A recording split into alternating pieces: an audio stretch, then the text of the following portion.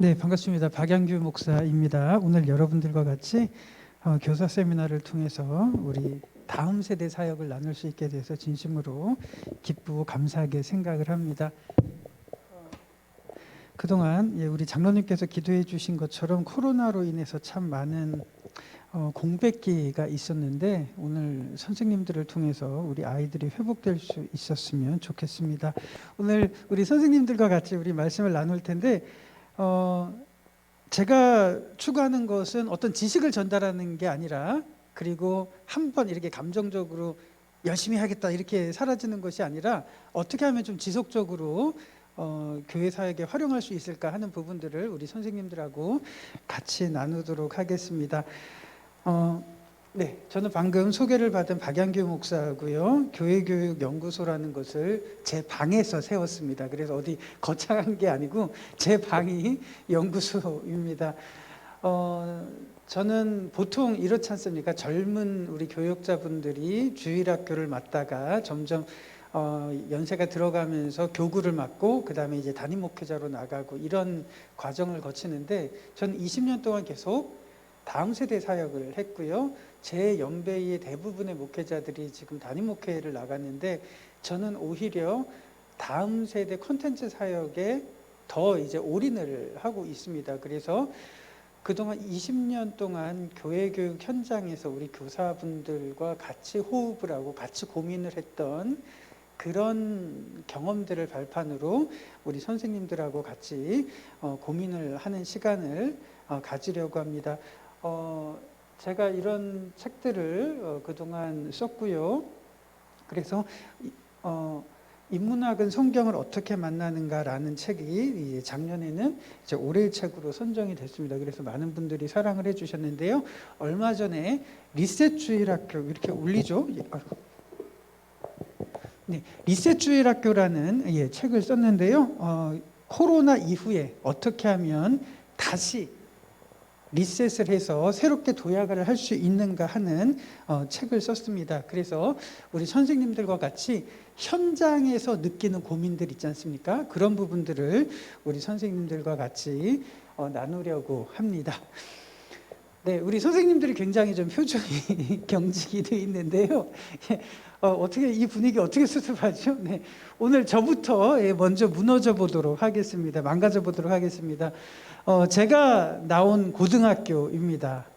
제가 부산에서 고등학교를 나왔는데 여기에 어떤 일이 있냐면, 이분이 누군지 아시나요? 저는 아니고요. 네. 이분이 누구냐면 2001년도에 일본 도쿄에서 취객을 구하다가 달려오는 지하철을 피하지 못하고 죽은 이수연 씨입니다. 그래서 의인 이수연이라고 이렇게 부르는데요. 네, 제 고등학교 졸업 사진입니다.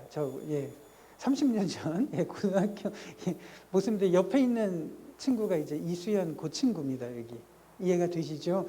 오늘 왜 이 사진으로 시작을 하냐면 두 가지입니다. 우리 아이들이 20년 후, 30년 후에는 어떤 모습으로 자라나기를 원하는가 하는 부분들, 그리고 우리 선생님들은 이 별 볼 일 없어 보이는 아이들을 다룰 때 어떤 꿈을 가지고 어떤 소망을 가지고 대하시는가. 정말 우리 선생님들 한 분에 의해서 아이의 미래가 어떻게 달라질지 모를 거예요. 그래서 우리 선생님들의 역할이 정말 중요합니다. 정말 그 부분을 우리 선생님들하고 같이 나눌 예정입니다. 그래서 오늘 강의의 흐름은 이렇습니다. 현재 교회 교육의 문제점, 이런 부분들이 어떤 것인지 우리 선생님들하고 한번 살펴볼 텐데, 첫 번째로 우리 현재 성경교육, 신앙교육의 문제점이 어떤 부분이고, 두 번째, 어떻게 그렇다면은 교사 한 분이 주일학교를 바꿀 수 있을까에 대한 고민을 해보도록 하겠습니다. 그리고 마지막 부분에 우리 선생님들의 질문을 한번 받는 시간을 갖도록 하겠습니다. 네, 오늘 버트런드 러셀의 한번 인용을 가지고 시작을 해보려고 하는데요. 이렇습니다, 선생님들. 제가 한번 읽어본다면 이래요. 현대 교육에 업적을 헐뜯을 생각은 없지만 현대 교육은 지식 획득을 가장 중요한 가치라고 생각한다. 인격은 만 6살 이전에 형성된다. 정서와 감정은 만 3살에 형성된다. 이것을 진작 알았더라면 나는 어린아이들의 머릿속에 지식을 주입하는 폭력을 줄였을 것이다 라고 이 학자가 이렇게 이야기를 하는 겁니다. 현대 교육의 최고의 가치는 마치 아이들 머릿속에 지식을 쑤셔 넣는 것 같이 전락된 느낌이다. 그렇지만 아이들의 인격은 몇 살이에요? 6살에 형성이 되고 정서와 감정은 3살에 형성이 된다는 것만 알았다고 하더라도 나는 아이들에게 지식을 막 집어넣고 일방적으로 주입하는 것을 하지 않았을 것이다 라고 이렇게 이야기를 하는 겁니다.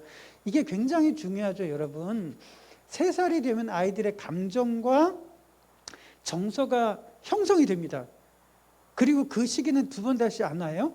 6살이 되면 왜 미운 7살이라고 하는지 이해가 되시죠? 그때 인격이 형성이 됩니다. 사춘기 때 왜 질풍노도의 시기가 생기나요? 그때 한 사람의 자아가 형성이 되는 거예요. 그러니까 그 시기가 지나면 두 번 다시 안 오는데 우리들이 이런 아이들의 발달 과정을 모르고 무조건 신앙 훈련이다, 믿음 훈련이다라는 명목으로 조용해, 눈 감어, 예배 시간이야 이렇게 윽박지르는 경우가 얼마나 많습니까? 그게 공교육뿐만 아니라 교회 교육 현장에서도 지금 이루어지는 폭력 중에 하나의 형태가 아닐까 생각을 합니다. 우리 선생님들 이걸 한번 보시면요, 6살에 인격이 형성이 되고 3살에 감정이 형성이 되고요, 6살, 5살, 6살 무렵에 죄의식 이 형성되기 시작을 한다고 합니다, 학자들이요. 그런데 3살, 4살에 너 회개해, 너 이렇게 몰아붙인다는 게 이게 굉장히 어폐가 있는 부분 아닐까요? 네. 그렇다면 우리 교회 교육은 이 아이들을 위해서 윽박지르거나 주입하는 것이 아니라 어떻게 지혜롭게 아이들에게 접근할 수 있을까 하는 부분입니다. 두 번째 문제점이 있다면 이겁니다. 저는 교회 교육 현장에 있다 보니까 오시는 교사 세미나 때 오시는 강사들마다 패턴이 있어요. 일반적인 패턴. 그게 뭐냐? 교사들을 쥐어 짜내는 거예요. 그래서 어떻게 하냐면 맨 마지막 부분에 어떻게 해서든지 교사들을 눈물을 흘리게 만드는 패턴이 이어지더라고요. 여러분들 학생들을 위해서 기도 얼마나 하십니까? 네. 아이들을 얼마나 만나십니까? 사랑하십니까? 막 죄책감을 느끼면서 눈물을 흘리게 해야 아주 좋은 강사가 되는 것처럼 그런 느낌을 받을 때가 참 많이 있습니다. 그런데 우리 선생님들 보시면 이 교회에서 사역을 하실 때 교사 사역만 하시는 분들 없잖아요. 목자도 하시고 성가대도 하시고 되게 많이 하시잖아요. 주일학교 교사를 맡았다고 하는 것은 교회에서 멀티플레이어나 다름없다는 그런 분들일 겁니다. 그런데 매번 교사들에게 눈물을 흘리게 하고 회개시키게 하고 이런 패턴을 보면서 이런 거 말고 이렇게 수고하시고 멀티플레이어로 봉사하시는 우리 선생님들에게 눈물 대신 웃음을 줄 수는 없을까, 회개 대신 격려를 해줄 수는 없을까라는 고민들을 현장에서 굉장히 많이 했던 것 같습니다. 우리 선생님들 너무너무 고생 많이 하셨고 마음고생 너무 많이 하셨습니다. 왜 그러냐면요, 우리 아이들이 접하는 선생님들이 3-4종류의 선생님들이 있잖아요. 학교 선생님, 학원 선생님, 과외 선생님, 그리고 주일학교 선생님이 있는데 가장 냉담한 반응을 받는 선생님들이 바로 주일학교 선생님인 것 같아요. 네, 주일학교 선생님들이 문자를 보내거나 연락을 하면은 반응도 잘 안 오고 왜 이렇게 냉담한지 모르겠습니다. 얼마나 마음고생이 많으세요. 네. 우리 선생님들이 먼저 격려를 받고 힘을 가지고 다시 일어섰으면 좋겠습니다. 그래서 그 다음에 문제는 요겁니다. 요거. 1시간 대 168시간, 이게 어떤 거냐면요. 168시간이 뭐냐면 일주일 동안 아이들이 가정에서 머무는 시간이 168시간인 거예요. 그래서 지난 10년 전부터 쭉 제기되어 왔던 문제가 이거예요. 아이들이 교회에서 예배드리는 1시간은 턱없이 부족하기 때문에 7일 동안, 일주일 동안 가정에서 머무는 168시간 동안 아이들에게 신앙교육을 시켜야 된다라는 주장들이 굉장히 많이 제기가 됐습니다. 자, 그런데 이 사진이 아니죠. 이게 러시아 화가가 그린 1960년대 그린 그림인데요. 이게 어떤 그림이냐면 그림의 제목은 모스크바에서의 이혼이라고 하는 그림입니다. 두 젊은 남녀가 있는데 지금 이혼 서류에 도장을 찍으면 이제 남남이 되기 직전의 상황을 화가가 그린 겁니다. 우리 선생님들에게 여쭤볼게요. 168시간 동안 아이들이 가정에서 머물 때 과연 매일매일 신앙교육을 지속할 수 있는 가정이 과연 얼마나 될까요? 이론적으로는 이게 이상적이고 맞습니다.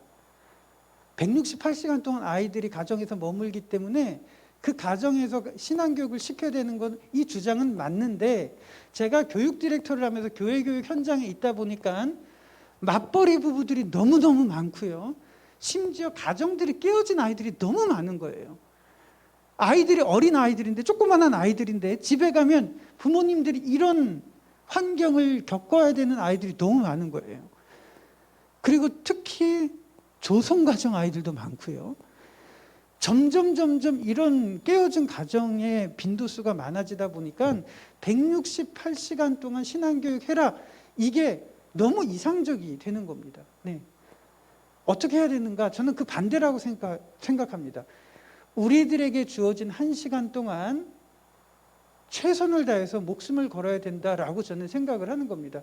코로나를 겪으면서 이 168시간의 허상이 드러났죠. 아이들이 교회를 못 오잖아요. 그렇죠? 어른들마저도 비대면을 통해서 예배를 제대로 못 드릴 때 얼마나 이 1시간이 제대로 공급이 안 될 때 얼마나 무기력해지나요? 아이들도 마찬가지로 이 1시간 제대로 승부를 걸지 못했을 때 아이들이 무기력해질 수밖에 없는 것은 분명한 겁니다. 우리 선생님들에게 더 이상 168시간 동안 해라, 이런 뜬구름 잡는 이야기 말고요. 우리가 아이들을 만나는 그 1시간 동안 진짜 모든 것을 걸어서 그 1시간에 쏟아붓는 그런 준비들, 그런 노력들이 교사회를 통해서 있어야 될 겁니다. 네. 그래서 이런 부분들이 있고요. 마지막으로 현재 교회 교육의 문제가 요겁니다. 진짜 문제가 무엇일까 하는 부분입니다. 이 사람이 누구냐면 영국의 구세군 운동을 일으켰던 윌리엄 부스라고 하는 구세군 운동의 창시자입니다. 그런데 이 사람이 뭐라고 예언을 했냐면 19세기 사람인데요. 이렇게 예언을 했습니다. 20세기가 되면 그리스도 없는 교회, 회개 없는 죄사함, 구원 없는 복음이 교회에서 전해질 거다라고 이렇게 예언을 했습니다. 우리 선생님들에게 한번 여쭤볼게요. 우리 선생님들이 아주 어린 시절에 배웠던 교회 학교의 주일학교의 내용과 지금 가르쳐지고 있는 교회 교육의 내용을 한번 비교해 보시면 분명한 차이와 공통점이 있을 겁니다. 공통점은 무엇일까요? 표지 외에 공과 공부가 거의 안 바뀌었다는 게 공통점일 겁니다. 그런데 차이점이 있다면 이거예요.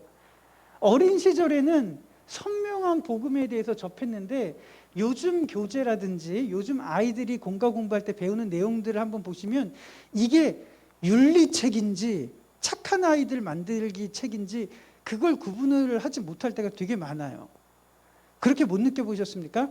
어린 시절에 우리들이 불렀던 어린이 찬양 중에 기억나는 게 있죠. 예, 그런 찬양의 가사들 한번 떠올려 보시면 십자가와 복음과 부활과 재림에 대한 내용들이 가득하죠. 지금 아이들 찬양들 한번 가만히 조사해 보니까 예수님 믿어요, 예수님 믿고 승리해요 라고 하는 어떤 현실에 대해서 예, 이런 착한 아이들 만들기로 전락된 느낌이 너무너무 많이 드는 겁니다. 이것이 굉장히 두려운 부분들 중에 하나예요. 예. 그래서 지금 제가 한번 교육을 총괄하면서 아이들 모든 교재들 한번 이게 분석을 해봤습니다. 그랬더니 어떤 내용이 있냐면 구체적인 복음의 내용을 상실했고요. 아이들이 배우는 교재가 윤리적인 메시지만 남은 겁니다. 그리고 착한 아이들을 만들기 위한 교재인가? 라고 느낄 때가 너무너무 많이 있습니다. 그리고 청소년 담당하는 우리 선생님들 계시죠? 청소년 교육의 대부분의 핵심이 무엇이냐면 이원론입니다. 이원론. 교회 오면 거룩한 아이, 믿음 있는 아이, PC방 가면 마귀 새끼 뭐 이렇게 주일날 교회 예배 드리면 믿음 있는 아이, 학원 가는 애는 믿음 없는 애, 이걸 전부 다 이렇게 잘라버리는 겁니다. 그러니까 아이들이 이 고등학교라는 것을 넘어서면 혼란이 생겨버리잖아요. 우리 아이들을 온실 속 화초로 만드는 게 아니라 비바람이 불더라도 그것을 견뎌내게 하는 소나무처럼 만드는 게 우리의 교육의 목표여야 되는데 무엇이든지 이원론으로 이렇게 분리를 해버리는 겁니다. 그러니까 아이들이 고등학교를 졸업하면 혼란을 겪을 수밖에 없는 그런 부분이 있는 겁니다. 제가 왜 이렇게 개탄스럽게 이야기를 하냐면 이거예요. 우리 선생님들을 막 쥐어짜요. 막 회개시키고 눈물을 흘렸다고 칩니다.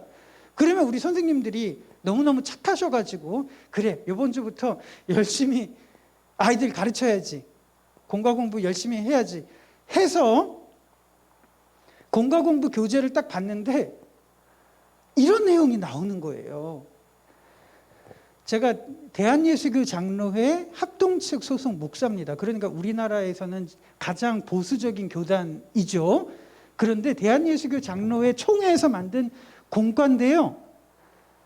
가인과 아벨에 대한 이야기가 본문에 나와 있고 초등학교 1학년 아이의 활동사항이 뭐냐면 헌금을 미리 준비해서 드려요라고 하는 내용이 나온 겁니다. 여러분 한번 생각을 해보시면 가인의 제사와 아벨의 제사, 하나님이 연락하신 제사, 이걸 통해서 예배, 십자가, 그리스도를 전할 수가 없을까요? 저는 그게 핵심이라고 생각을 합니다. 그런데 이 교재를 보시면 아이들에게 미리 준비를 해서 헌금하라는 내용이 결론으로 나와 있는 겁니다. 그러니까 이걸 보면서 이거를 가르쳐야 될지 말아야 될지 굉장히 고민스러운 부분인 거죠.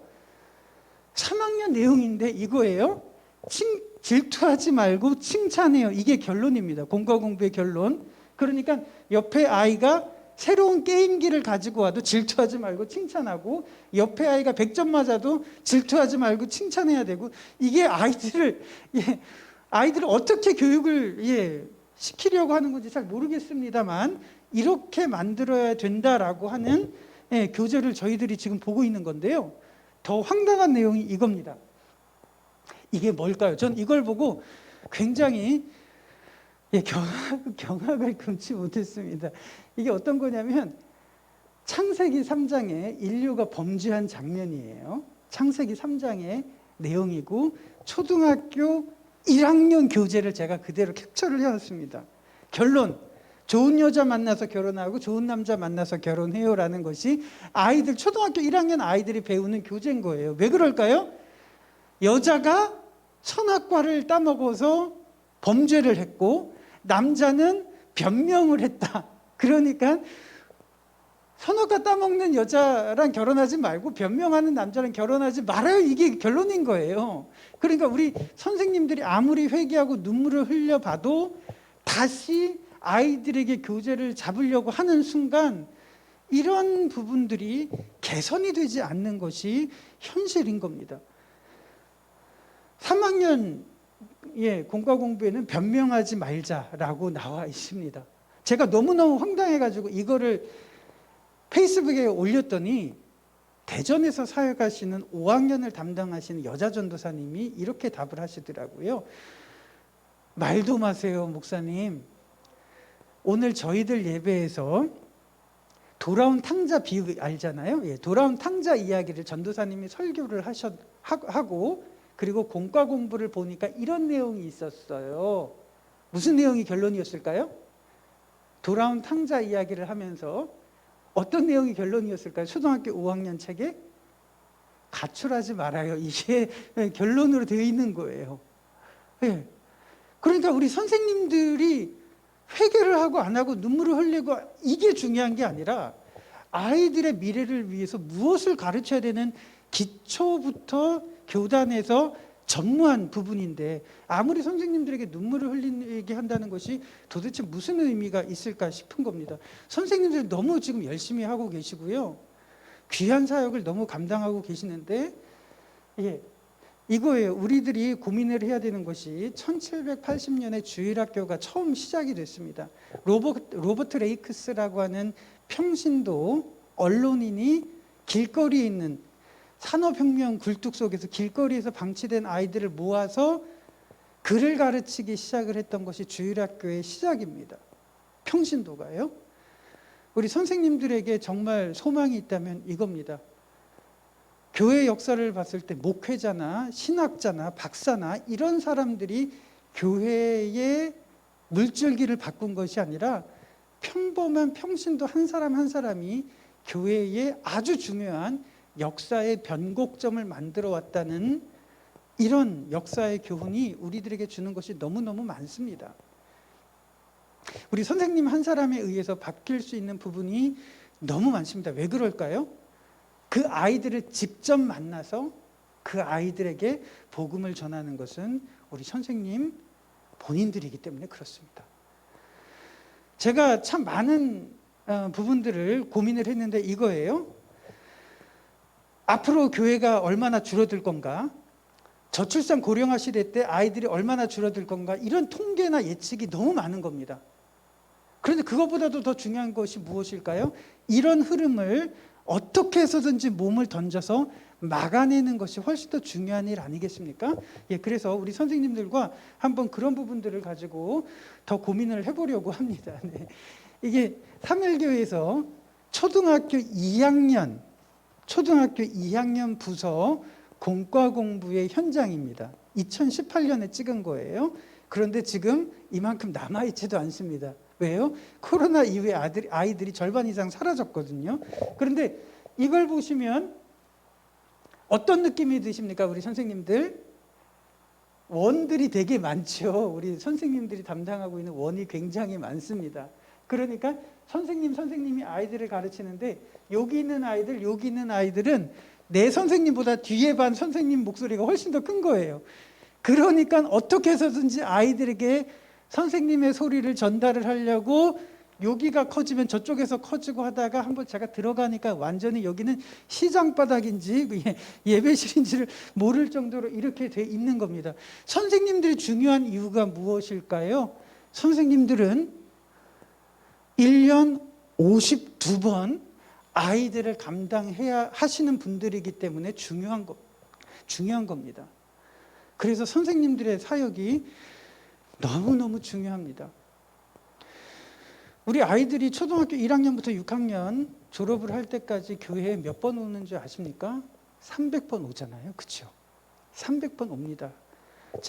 저도 아이를 키워본 입장으로서 아이에게 일주일에 딱 1시간 바이올린을 가르치고 피아노를 가르쳤던 적이 있습니다. 제가 영국에서 유학을 하는 시절에 영국은 무상교육이 굉장히 잘 돼 있어가지고 공짜로 가르쳐 줍니다. 바이올린까지 그냥 학교에서 빌려줘요. 딱 일주일에 1시간 바이올린을 배우고 일주일에 1시간 피아노를 배웠습니다. 4년을 영국에서 그렇게 일주일에 딱 1시간, 뭐 방학 빼면은 일주일에 52시간도 아니죠. 일주일에 1시간 정도를 이렇게 배우고 4년이 지나고 귀국을 했을 때 아이가 바이올린과 피아노로 독주할 수 있는 실력이 된 겁니다. 아이들 초등학교에서 6년 동안 300번 주일을 오게 됩니다. 초등학교 6년 동안요. 300번. 10년 동안 주일학교를 다니면 몇 번 교회를 오게 되는 거죠? 500번이죠. 일주일에 딱 1시간씩 10년 동안 주일학교를 다닐 때 예측할 수 있는 기대치가 무엇일까요? 가장 높은 확률이 무엇일까요? 성경을 통독하나요? 통달하나요? 아니죠. 가장 높은 확률은 교회를 떠나는 것이 가장 높은 기대치더라고요. 예, 참 가슴 아픈데 주일학교 10년을 다닐 때 가장 높은 확률은 교회를 떠나는 이 확률이 굉장히 높습니다. 한 사람이 어떻게 바꿀 수 있을까? 오늘 첫 번째 블록을 한번 마치면서 최윤식 박사님의 강의 영상을 영상을 잠깐 틀어주시겠습니까? 예, 요걸 보면서 한번 다음 스텝으로 넘어가 보도록 하겠습니다. 최윤식 박사님의 교회 교육 딱 5분짜리 영상인데 우리 선생님들께서 현재 교회 교육의 문제점. 최윤식 박사입니다. 안녕하세요. 오늘부터 한국교회 미래에 대한 이야기를 좀 해보려고 합니다. 좀 더 가까이 오면 2015년 내지 20년 정도 굉장히 가까운 미래죠. 대략 한 2, 3년 이후부터 시작되는 미래인데요. 그렇게 되면 그때 한국교회 모습은 헌금도 줄고 모임도 지금보다 더 줄고 그리고 헌신자도 지금보다 훨씬 줄어드는 그러한 위기가 시작이 됩니다. 그래서 한국교회 위기는 가깝게는 2015년, 20년, 28년, 50년 큰 틀을 놓고 커다란 변화들이 일어날 것이다 라고 볼 수가 있습니다. 그렇다면 왜 이런 위기가 우리에게 닥쳐오느냐? 저출산과 고령사회 이것 때문에 사회도 문제지만 교회도 어떻게 됩니까? 아까 얘기했듯이 빠른 속도로 늙어가는 교회, 주일학교는 침체되고 더 빠른 속도로 침체되고요. 회원과 아내 사이에도 갈등이 생기죠. 경제적으로 쪼달리고 아이들 학원비도 힘든데 남편은 와가지고 신경질을 내는데 그 마음 내가 알겠는데 그래도 사람인지라 자꾸 그러다 보면은 가정에 갈등이 생기죠. 그 다음에 또 1인 가구가 계속 증가를 합니다. 그래서 나이 들어서 혼자 살아야 되고 뭐 이런 문제들 때문에 또 하나는 문제가 있습니까? 다문화 가정들이 계속 늘어난다라는 거죠. 그렇기 때문에 이러한 요소들이 한국 사회의 가정을 파괴하는데 가정을 힘들게 하는데 큰 역할을 한다라고 보시면 됩니다. 그래서 교회 안에서도 예외는 아닙니다. 교회 안에서 많은 가정들이 앞으로 가정의 위기를 겪게 된다. 라고 보시면 됩니다. 교회 교육을 잘하는 교회가 이제 성장을 합니다. 그것도 역시 한국 사회의 위기, 제가 지난 시간에 얘기했던 위기와 맥을 같이 해요. 왜? 주일학교의 감소죠. 제가 지난 시간에 한국 교회의 어떤 숫자적인 부분들을 예측해 드렸어요. 2050년 경이 가면 한국 교회는 순수한 복음주의 계열 안에서의 기독교인 숫자는 300에 400만을 준다. 주일학교 숫자는 얼마나 될 것이냐? 지금이 작년 대비 30%거든요. 주일학교 숫자는 더 줄어요. 한국교회 주일학교는 한 번 더 줄게 될 거예요. 저희가 예측을 해본 결과. 그리고는 어떻게 되느냐? 그때가 되면 5 내지 10%로 줍니다. 그러면 300에서 400만에 5 내지 10%면 적게는 15만, 많게는 40만 정도밖에 되지 않는다라는 거죠. 그러면 한국교회 5만 5천 개 다 평균 나눠보면 5, 6명밖에 안 돼요. 초등학교와 중고등학생들 합쳐봐야. 그래서 주일학교가 심하게 줄게 되는 거죠. 그런 가운데서 교회가 성장하기 위해서는 뭐 씨를 뿌리는 게 굉장히 중요하죠. 그래서 이 주일학교를 계속해서 성장을 시켜야만이 교회 미래가 있어요. 그다음에 또 하나는 그것보다 더 결정적인 것은 교회의 주력 어떤 층인 30대, 40대가 저출산이기 때문에 애가 한둘입니다. 근데 이제 뭐 여러분 잘 아시죠? 뭐 우리도 똑같지 않습니까? 크리스찬 부모들이 욕심이 더 많아요. 크리스찬 젊은이들이 결혼할 때 더 힘든 거 아시죠? 말은 우리가 뭐 신앙만 있으면 된다 뭐 이렇게 하지만 결국에는 따지 못하니까 신앙도 있어야 된다는 거지. 신앙만 있으면 아니에요. 외모 조건이나 뭐 외부 경제력이나 이런 거 다 보고 나서 신앙도 있으면 좋죠. 뭐 이렇게 되는 거예요. 그래서 욕심이 더 많아요. 그래서 결혼하기가 더 힘들어요. 부모들도 마찬가지예요. 교회에서는 신앙생활만 잘 가르쳐주면 되지 이렇게 마음먹겠지만 내 자녀가 믿음 안에서만 잘 자라면 좋겠다라고 하지만 뭐 실제는 안 그렇죠. 그거는 애를 가졌을 때 은혜가 충만했을 때의 얘기죠. 애가 아직 나오지 않았을 때 그때 얘기죠. 나오면서부터 우리의 본 모습이 나타나요. 당연히 신앙은 좋아야 되고 얘가 공부도 잘해야 되고 영어도 잘해야 되고 뭐 이런 게 막 쌓여가죠. 그게 크리스찬 부모들의 모습이에요. 그런데 이 부모들이 교회를 선택할 때도 동일하다라는 거예요. 내 자녀를 단지 타가소처럼 맡겨주는 데가 아니라 내 하나밖에 없는 자녀, 이 자녀가 하나님 앞에서도 인정받고 세상에서도 인정받기를 원하는데 이 자녀가 교회에서 그러한 모습으로 하나님의 사람으로 잘 양육될 수 있는지가 초미의 관심사입니다. 그렇기 때문에 교회를 선택할 때 지금까지는 주차장 넓고 교회 좋고 뭐 안락하고 뭐 이런 교회를 선택했지만 이제는 웬만한 데는 다 좋거든요. 다 리모델링해서 어디 교회 가나 사이즈만 다르지 사실은 전부 다 좋아요. 이제는 이제 다음 욕구가 나타나는 거죠. 그게 뭐냐? 그런데 여기서 내 자녀 교육을 잘할 수 있을까? 라는 거죠. 그래서 교회를 선택할 때 아주 중요한 선택의 조건으로 뭐가 나오냐면 바로 교회 교육입니다. 내 자녀를 잘 가르칠 수 있는지. 그래서 미국이나 유럽의 교회도 교회가 쇠퇴하고 있지만 성장하는 교회들은 주일학교를 굉장히 잘합니다.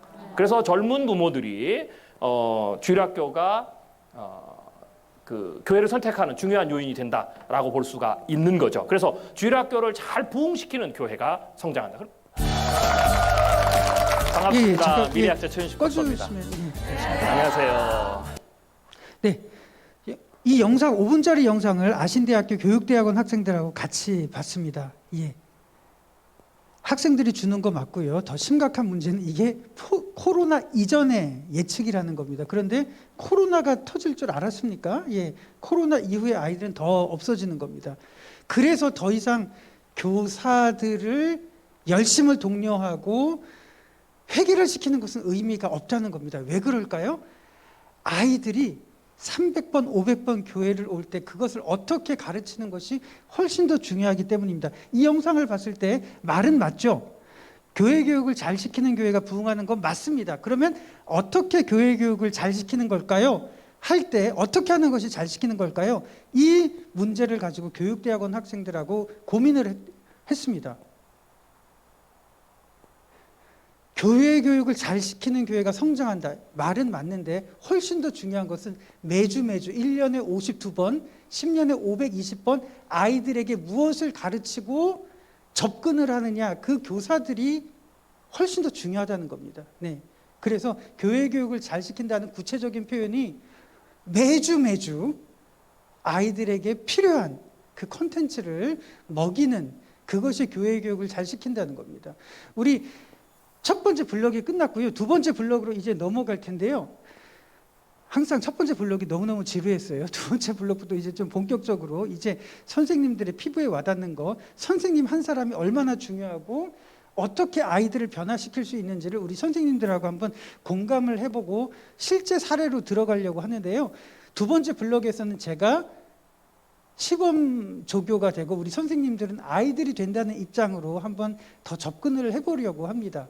굉장히 좀 부끄럽지만 제가 선생님이 돼서 가르친다는 입장으로 시범도 보일 텐데 우리 선생님들은 아이가 돼서 그 관점을 한번 봐주시면서 저를 비평을 해주시면서 우리 교회 교육에 한번 접목을 해봤으면 좋겠습니다. 한 사람의 교사가 주일학교를 바꿀 수 있을까요? 저는 바꿀 수 있다고 생각을 합니다. 충분히 바꿀 수 있다고 생각을 합니다. 그 부분을 가지고 우리 한번 같이 나눌 텐데요. 혹시 미취학 선생님들 계시면 한번 손을 한번 들어보실까요? 미취학 선생님들. 예. 네, 내려주시고 세 분이시고 초등학생을 담당하시는 선생님 한번 네, 내려주시고 예, 청소년 담당하시는 우리 선생님들 네. 숫자를 봤을 때 미취학 연령의 선생님들이 지금 가장 적으신데 한번 우리 선생님들의 활약을 기대해 보도록 하겠습니다. 이제 저희들이 한번 실습으로 들어가 볼 텐데요. 한번 실제적인 사례를 가지고 우리들이 한번 선생님들과 한번 소통을 해보도록 하겠습니다. 첫 번째 제안이 이겁니다. 우리 부서의 인재상이 무엇일까? 우리 부서를 통해서 양육시키고 만들려는 아이의 모습은 무엇일까요? 우리 선생님들 한번 생각을 한 번도 안 해보셨을 겁니다. 우리 미취학 부서, 초등부서, 청소년 부서를 거치는 아이들에게 기대하는 아이들의 바람직한 모습은 무엇일까요? 우리 만약에 미취학 담당하시는 우리 선생님들이 기도해, 조용히 해, 무릎 꿇어 이거를 너무 순종을 잘하는 아이들로 만드는 거라면 버트런드 러셀의 고민으로 다시 돌아갈 필요가 있을 겁니다. 그것은 아이들을 교육시키는 것이 아니라 연령 발달을 무시한 폭력을 행사하고 있다는 것일 거예요. 예. 그렇겠죠? 그렇다면 3살, 6살 아이들을 담당하는 부서에서 만들어내야 되는 인재상은 무엇일까요? 바로 그 속에서 복종하고 말 한마디에 일사불란하게 행동하는 모습이 아니라 얼마나 하나님을 사랑하는 아이들로 안정적으로 키울 수 있는가가 굉장히 중요한 부분이겠죠. 한번 우리 교사회를 통해서 이거를 반드시 소통을 하셔야 됩니다. 우리 부서에서 바라보는 아이들의 인재상은 무엇일까? 우리 부서를 통해서 어떤 아이들로 만들려고 하는가? 이거에 대해서 아마 제가 경험한 교회 부서 어디에도 그 부서의 인재상을 고민하는 부서는 찾아보기가 힘들었습니다. 그런데 놀랍게도요, 교사분들이 가장 좋아할 때가 언제였는 줄 아시죠? 100명이 출석을 하다가 150명 출석하면 너무 좋아하시는 거예요. 100명이 출석하는데 어느 날 50명이 출석한다. 그러면 이제 우리 선생님들이 고민에 빠지기 시작을 하는 겁니다. 내가 무능해서 그렇구나. 내가 기도 안 해서 그렇구나. 그렇게 생각하는 부서에서 인재상은 무엇인지 아시겠죠? 출석 잘하는 아이로 만드는 게 그냥 말은 하지 않아도 그렇게 인재상이 형성이 되어 있는 겁니다. 그게 진짜 인재상이라면 가장 확실한 게 뭔지 아시겠죠? 아이들에게 일당 나눠주면은 아마 출석률이 올라갈 겁니다. 그렇지만 일당을 준다는 행위에 대해서 반감을 가지는 이유가 무엇인지 아시겠죠? 교회는 그런 식으로 양육하는 공간, 기관이 아니기 때문에 그렇습니다. 네, 그렇기 때문에 우리들이 교사회의를 통해서, 부서를 통해서 냉철하게 고민을 해야 됩니다. 우리 부서를 거쳐가는 아이들, 어떤 아이들로 만들어야 될 것인가? 이건 굉장히 중요한 부분입니다. 복종하는 아이들요? 눈 감아 기도해 예배 훈련? 예, 이렇게 인재상을 형성하는 순간 아이들은 폭력을 당하고 있을지도 모르겠습니다. 제가 목사인데 목사 아들 저렇게 키웠습니다. 죄송한데요. 진짜 저렇게 키웠습니다. 그리고 저희가 맞벌이 부부다 보니까 할머니 따라서 이제 구역장 모임, 성경 암송 모임, 어린 아이가, 조그마한 아이가 외할머니 따라서 암송 모임을 정말 많이 다녔습니다. 그러니까 4살짜리가 집에 오면 할머니가 얘기하는 거예요. 저희들 엄마 아빠 앞에서 영민아 외워봐라. 너희는 마음에 이 마음을 품으라. 그리스도 예수의 막 빌립보서 이 말씀을 잘잘잘잘 외워요. 그러니까 이 아이를 보면서 역시 목사 아들은 다르다. 뭐 이런 얘기를 하는 거예요. 그런데 이 아이가 중학교에 가는 순간 아빠 저 오늘부터 교회 안 나가겠어요. 이런 얘기를 하는 거예요. 이게 너무 곤욕인 거예요. 오늘 제가 부목사로 있는데 저희 아이 담당하는 선생님이 온 거예요. 목사님 영민이 안 왔는데요. 그러면 제가 할 말이 없는 거예요. 그래서 집에 가서 이제 협박을 하기도 하고 회유를 하기도 합니다. 너 교회 안 나오면 아빠 잘려. 뭐 별의별 얘기를 다 한 거예요. 예. 그러니까 이 아시겠죠? 어린 아이에게 성경 암송 많이 하고 말하는 어른들의 지시에 복종하는 아이들로 만드는 건 우리의 만족이지 아이들의 만족은 아니라는 겁니다. 네. 아마 우리 외할머니와 저와 4살짜리 아이의 그 모습을 보면서 야, 이 아이는 정말 위대한 아이가 될 이렇게 생각했을지도 모르겠습니다. 네. 그건 아이들이 좋아서 하는 게 아니라 반항할 수 없어서 하는 거라는 걸 우리들은 다 잘 알고 있잖아요. 그러면 어린 아이들이라면요, 야외 예배라든지 자연을 만지게 하는 거는 굉장히 중요한 예배의 방법 아니겠습니까? 그렇죠? 네. 어른들이 봤을 때 이게 왜 예배야? 라고 해도 우리 선생님들은 이 부분을 인재상으로 설정을 한다면 굉장히 중요한 거기에 맞는 방향으로 갈 수가 있겠죠. 그래서 선생님들이 우리 아이들의 인재상을 어떻게 갖느냐에 따라서 이 아이들을 그 방향을 위한 목표로 한 걸음 한 걸음 다가갈 수 있는 겁니다. 이게 없으면 복종하는 아이들, 말 잘 듣는 아이들의 모습을 보면서 우리들이 위안을 가질 수밖에 없는데 그게 다른 얼굴로 아이들에게 폭력을 행사할 수가 있다는 겁니다. 그러니까요, 지금 저출산 시대에 아이들이 줄어드는 건 너무 당연한 겁니다. 제가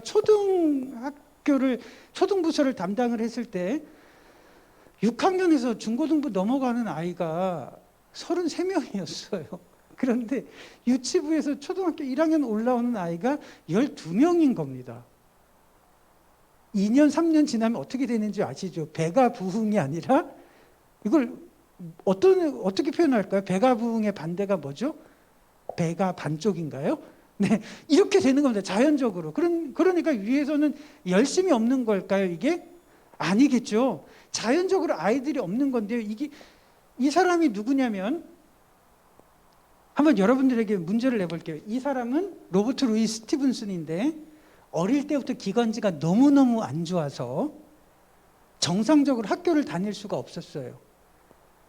그래서 이 사람을 가르치던 유모 앨리스 커닝햄이라는 가정교사가 이 아이를 한 사람을 데리고 어릴 때부터 책을 읽어주기 시작을 한 겁니다. 그리고 이 사람이 나중에 성장을 했어요.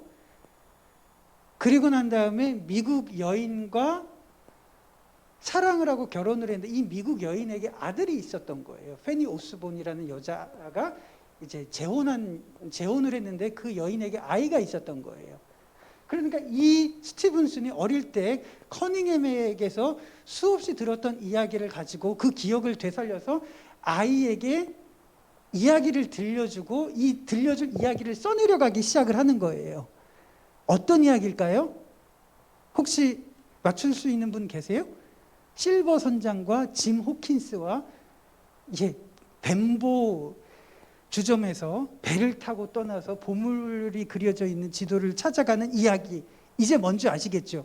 이 이야기를 통해서 캐리비안 해적의 이야기가 나중에 파생이 됐고 모험 소설의 아버지에 해당되는 그 소설 보물섬, 지킬 박사와 하이드 씨 같은 소설을 썼던 이야기가 바로 이 로버트 루이 스티븐슨으로부터 나온 겁니다.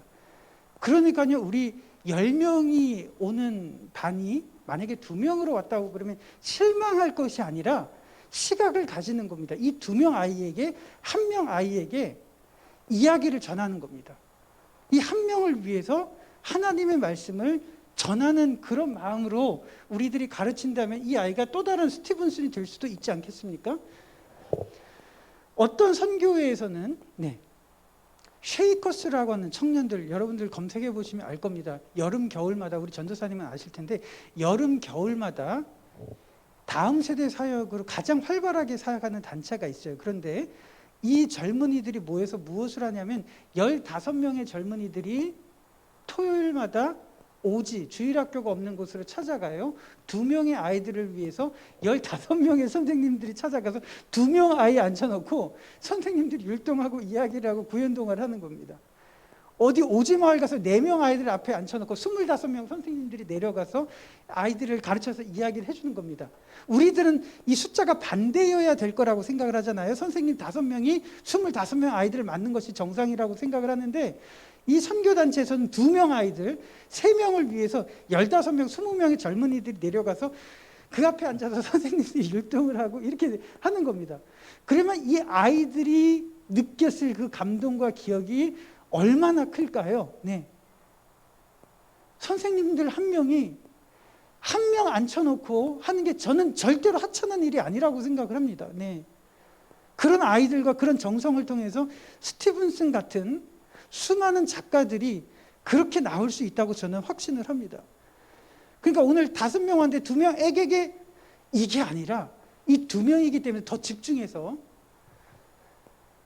맞춤형 교육을 할 수 있다고 생각을 합니다. 그럼 어떻게 할 수 있는지 우리 선생님들과 더 한번 고민을 해보도록 하겠습니다. 제발 뜬구름을 잡지 말자 하는 부분을 우리 선생님들하고 한번 살펴볼 텐데요. 주입이 아니라 이제 우리 선생님들을 통해서 주입이 아니라 설득이 이루어지는 주일학교, 성경 공부가 돼야 된다고 생각을 합니다. 이게 어떤 걸까요? 이게 주입이 아니라 설득이라는 것이 어떤 걸까요? 우리 선생님들에게 한번 질문을 한번 던져보겠습니다. 우리 선생님들이 쓰는 언어와 어휘들이 있잖아요. 아이들, 미취학 아이들, 초등학생 아이들, 청소년 아이들이 쓰는 어휘가 있잖아요. 그러면 아이들이 쓰는 어휘와 선생님들이 쓰는 어휘가 같습니까? 다릅니까? 다르죠. 당연히 다를 수밖에 없어요. 저는 같은데요. 그러면 초딩 선생님이 되는 거예요. 예. 어쨌든 다를 수밖에 없는데 우리 선생님들이 아이들을 가르칠 때 선생님들의 어휘를 가지고 아이들에게 가르칩니까? 아이들의 어휘와 아이들의 언어를 가지고 신앙교육을 하십니까? 어떻습니까? 아이들의 언어, 아이들의 사고방식으로 내려오셔서 성육신에서 그렇게 공과 공부를 진행을 하십니까? 가르치십니까? 이거 굉장히 중요한 포인트라고 생각을 합니다. 여기서 저는 설득이 이루어진다고 생각을 하는데요. 이겁니다. 공감의 창문을 어떻게 만들 수 있을까? 우리들이 공과 공부를 해서 가르쳐야 되는 성경의 내용이 이거예요. 이거.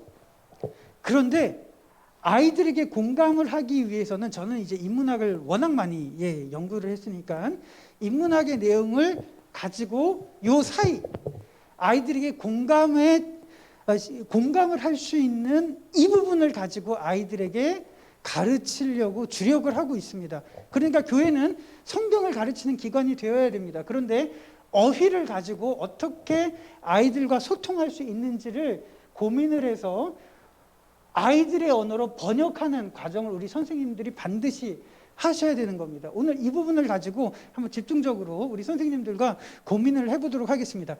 우리 웨스트민스터 소요리 문답 접해보신 적 있으시죠? 사람의 제일 되는 목적이 무엇이냐?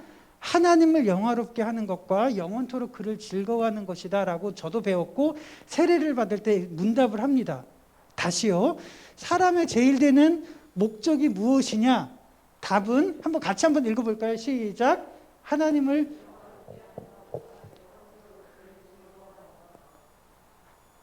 이거를 가지고 문답하고 외웠니? 말해봐. 이렇게 하는 것이 제가 경험했던 교육이고 전부였습니다. 전부. 이제 여러분들에게 한번 질문을 던져볼게요. 하나님을 영화롭게 하는 것. 하나님을 영화롭게 하는 것. 저거를 보면서 여러분들은 하나님을 영화롭게 하는 것이 아이들의 언어로 어떻게 표현할 수 있을까요, 선생님? 청소년 아이들의 언어로 하나님을 영화롭게 하는 것이 무엇일까요? 미취학 아이들, 하나님을 영화롭게 하는 것이 무엇일까요? 초등학생들, 무엇일까요?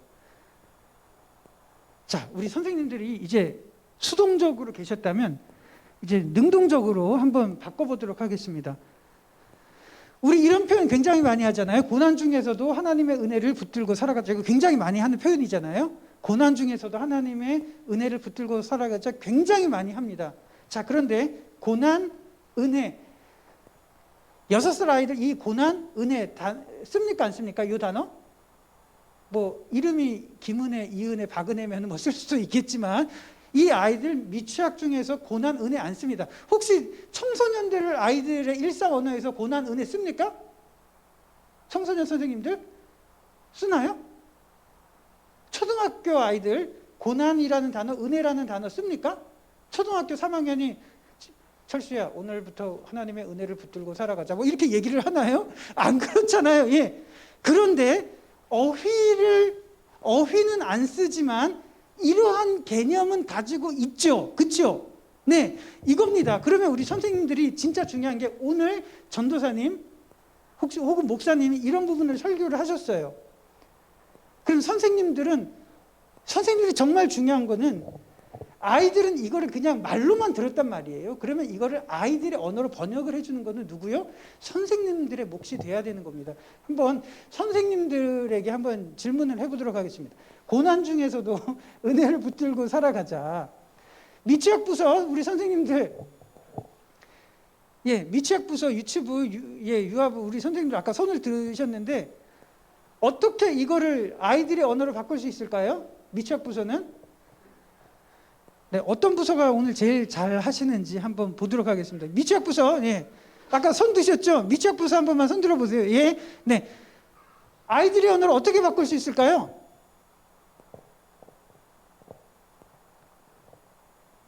네, 그러면 어린이 부서, 초등학생들 한번 손 들어보실까요? 초등학생 이러면 안 드시더라고요. 아까 굉장히 많이 드셨는데 지금 한 번밖에 안 드세요. 네, 어린이 부서, 초등학생 담당하시는 선생님들 한번 이야기해 볼까요? 고난 속에서도 은혜를 붙들고 살자. 예. 초등부 학교 담당하시는 우리 선생님들 한번 예. 어떻게 아이들의 언어로 표현을 할까요?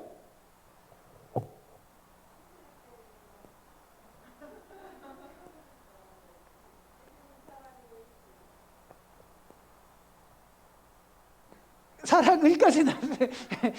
예, 예, 굉장히 어렵죠. 예, 한번 기대해 보겠습니다. 청소년, 예, 중딩, 고딩, 예, 청소년, 예, 한번 이야기해 볼까요?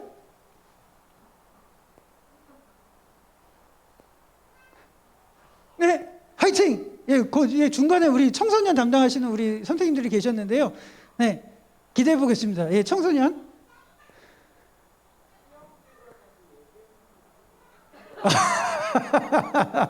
네. 아, 제가 왜 이렇게 하냐면 저는 우리 선생님들이 일단은 기본적으로 선생님들이 존경스럽기 때문이에요. 저도 소명중고등학교에서 아이들 가르치잖아요. 아이들이 고개를 든다는 것 자체가 저는 이거는 대단히 획기적인 상황이라고 생각을 합니다. 죄송한데 저희들끼리 애들이 고개를 들어 쳐먹지를 않아. 예. 아, 미치겠어요, 정말. 네. 그러니까 우리 선생님들이 아이들에게 고개 한번 들고 선생님들을 바라보게 하는 것 자체는 정말 대단한 거라고 생각을 합니다. 네. 그래서 선생님들이 존경스럽습니다. 네. 그러면 이제 선생님들이 하셔야 되는 역할은 고난 속에서도 은혜를 붙들고 살아가자. 이러한 유형의 이야기들이 매주마다 반복이 되잖아요. 그럼 이거를 가지고 아이들에게 그 언어로 적절하게 짚어줄 수 있는 것이 아까 최윤식 박사님 얘기했잖아요. 교회 교육을 잘하는 교회. 네, 그게 시작인 겁니다. 그게 아니라 우리들은 전도사님, 목사님이 여러분 고난 중에서도 은혜를 붙들고 살아갑시다 이렇게 얘기하면 공과 공부 때도 너 고난 중에서도 은혜 붙들고 살아가니? 이렇게 이야기를 한다면 아이들은 설교 몇 번 듣는 거예요. 교회 와서. 교회 와서 설교 3번 듣는 거잖아요. 그렇죠? 예, 목사님, 전도사님으로부터 설교를 들어요. 똑같은 내용을 선생님들로부터 또 들어요. 3번째, 조용해, 떠들지 마, 조용해, 이런 설교 또 듣습니다. 예. 그러니까 아이들이 너무 불쌍하다고 생각하지 않으세요? 네. 그러니까 우리 선생님들은 여기서 이게 훈련이 아니라 공부를 많이 하는 게 아니라 이게 얼마든지 가능합니다. 습관으로 가능합니다. 인식의 전환으로 가능합니다. 제가 그걸 너무 많이 봤으니까요. 질문을 던졌습니다. 어떤 선생님들이 고민을 하다가 이렇게 대답을 하더라고요. 빡쳐도 참자. 뭐 이렇게 얘기를 하더라고요. 예. 예. 되게 훨씬 더 와닿죠, 선생님들. 예. 고난 중에서도 은혜를 붙들고 살자. 이거랑 이제 생활 속에서 와닿는 거랑 우리 그 선생님이 고민을 하다가 빡쳐도 참자. 이거랑 어떤 게 선생님들 피부에 훨씬 더 와닿습니까? 뒤에 게 더 와닿지 않습니까? 그겁니다, 그거. 네. 선생님들께서 설교를 들으시거나 이렇게 할 때 이 아이들에게 그 언어로 고민하는 것이 아이들에게 교육의 흔적을 남길 수 있는가 없는가의 그 분수령입니다. 매번 이거 없이 이것만 붙들고 날아가면 조금 이따가 이제 교육학적으로 말씀을 드릴 텐데요. 어떤 현상이 벌어지는지 조금 이따가 설명을 드리도록 하겠습니다. 사람의 제일 되는 목적이 무엇일까요? 우리들이 지금까지 단 한 번도 하나님을 영화롭게 하는 것이 무엇인지 고민을 해본 적이 없는 겁니다. 구체적으로. 아이들의 언어로 표현을 해본 적이 없는 겁니다. 자, 연령에 따라서 이제 실천 사항입니다. 연령에 따른다고 하는 것이 이제 여러 부서가 있기 때문에 이렇게 연령이라고 표현을 한 거지만 우리 부서 해당 부서는 그 부서에 맞게 한 줄로 설교를 요약을 해보는 것이 굉장히 중요합니다. 이거는 받아쓰기와 전혀 다른 개념인 거예요. 담임 목사님이 설교하실 때는 여러분 이 단어의 헬라어 열심히 받아 적습니다. 집에 가서 봅니까? 안 봐요. 받아쓰기라고 하는 자체는 그냥 뺏겨 쓰는 것밖에 안 되는 겁니다. 그러면 그거를 가지고 아이들의 언어로 무엇이냐, 그 뭐라고 하는 건데 이거를 선생님들이 해줘야죠. 너무너무 중요한 부분입니다. 아이고, 이게 다 깨졌네요. 성령의 9가지 열매. 제가 이제 아이들을 이제 성경고사도 보니까요. 외워봐. 9개 외워봐. 이렇게 가르쳐요. 자, 혹시 우리 아이들 선생님, 야, 성령의 9가지 열매 외울 수 있는 사람, 다음 주 시험인데, 외워봐. 사랑과 희락과 화평, 9개 맞네. 이렇게밖에 점검을 안 했어요. 그런데 양선과 화평과 온유의 차이점이 뭘까요? 야, 그냥 외워. 이렇게 된 겁니다. 네. 그러니까 9개를 외우면 의미가 없는 거죠, 이거. 요즘 아이들 핸드폰만 치면 다 나오는데 검색이 되는데 9개를 외우는 그렇게 해가지고는 의미가 없는 겁니다. 네. 그러면 사랑이 뭔지, 어떻게 하는 것이 사랑인지, 양선이 어떻게 하는 것인지, 충성이 어떤 것인지 아이들의 상황 속에서 표현하는 것이 너무 중요한 교육이 아니겠습니까?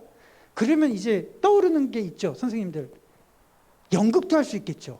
그거 가지고. 음악회도 할 수 있겠죠. 그림 그리기도 할 수 있겠죠.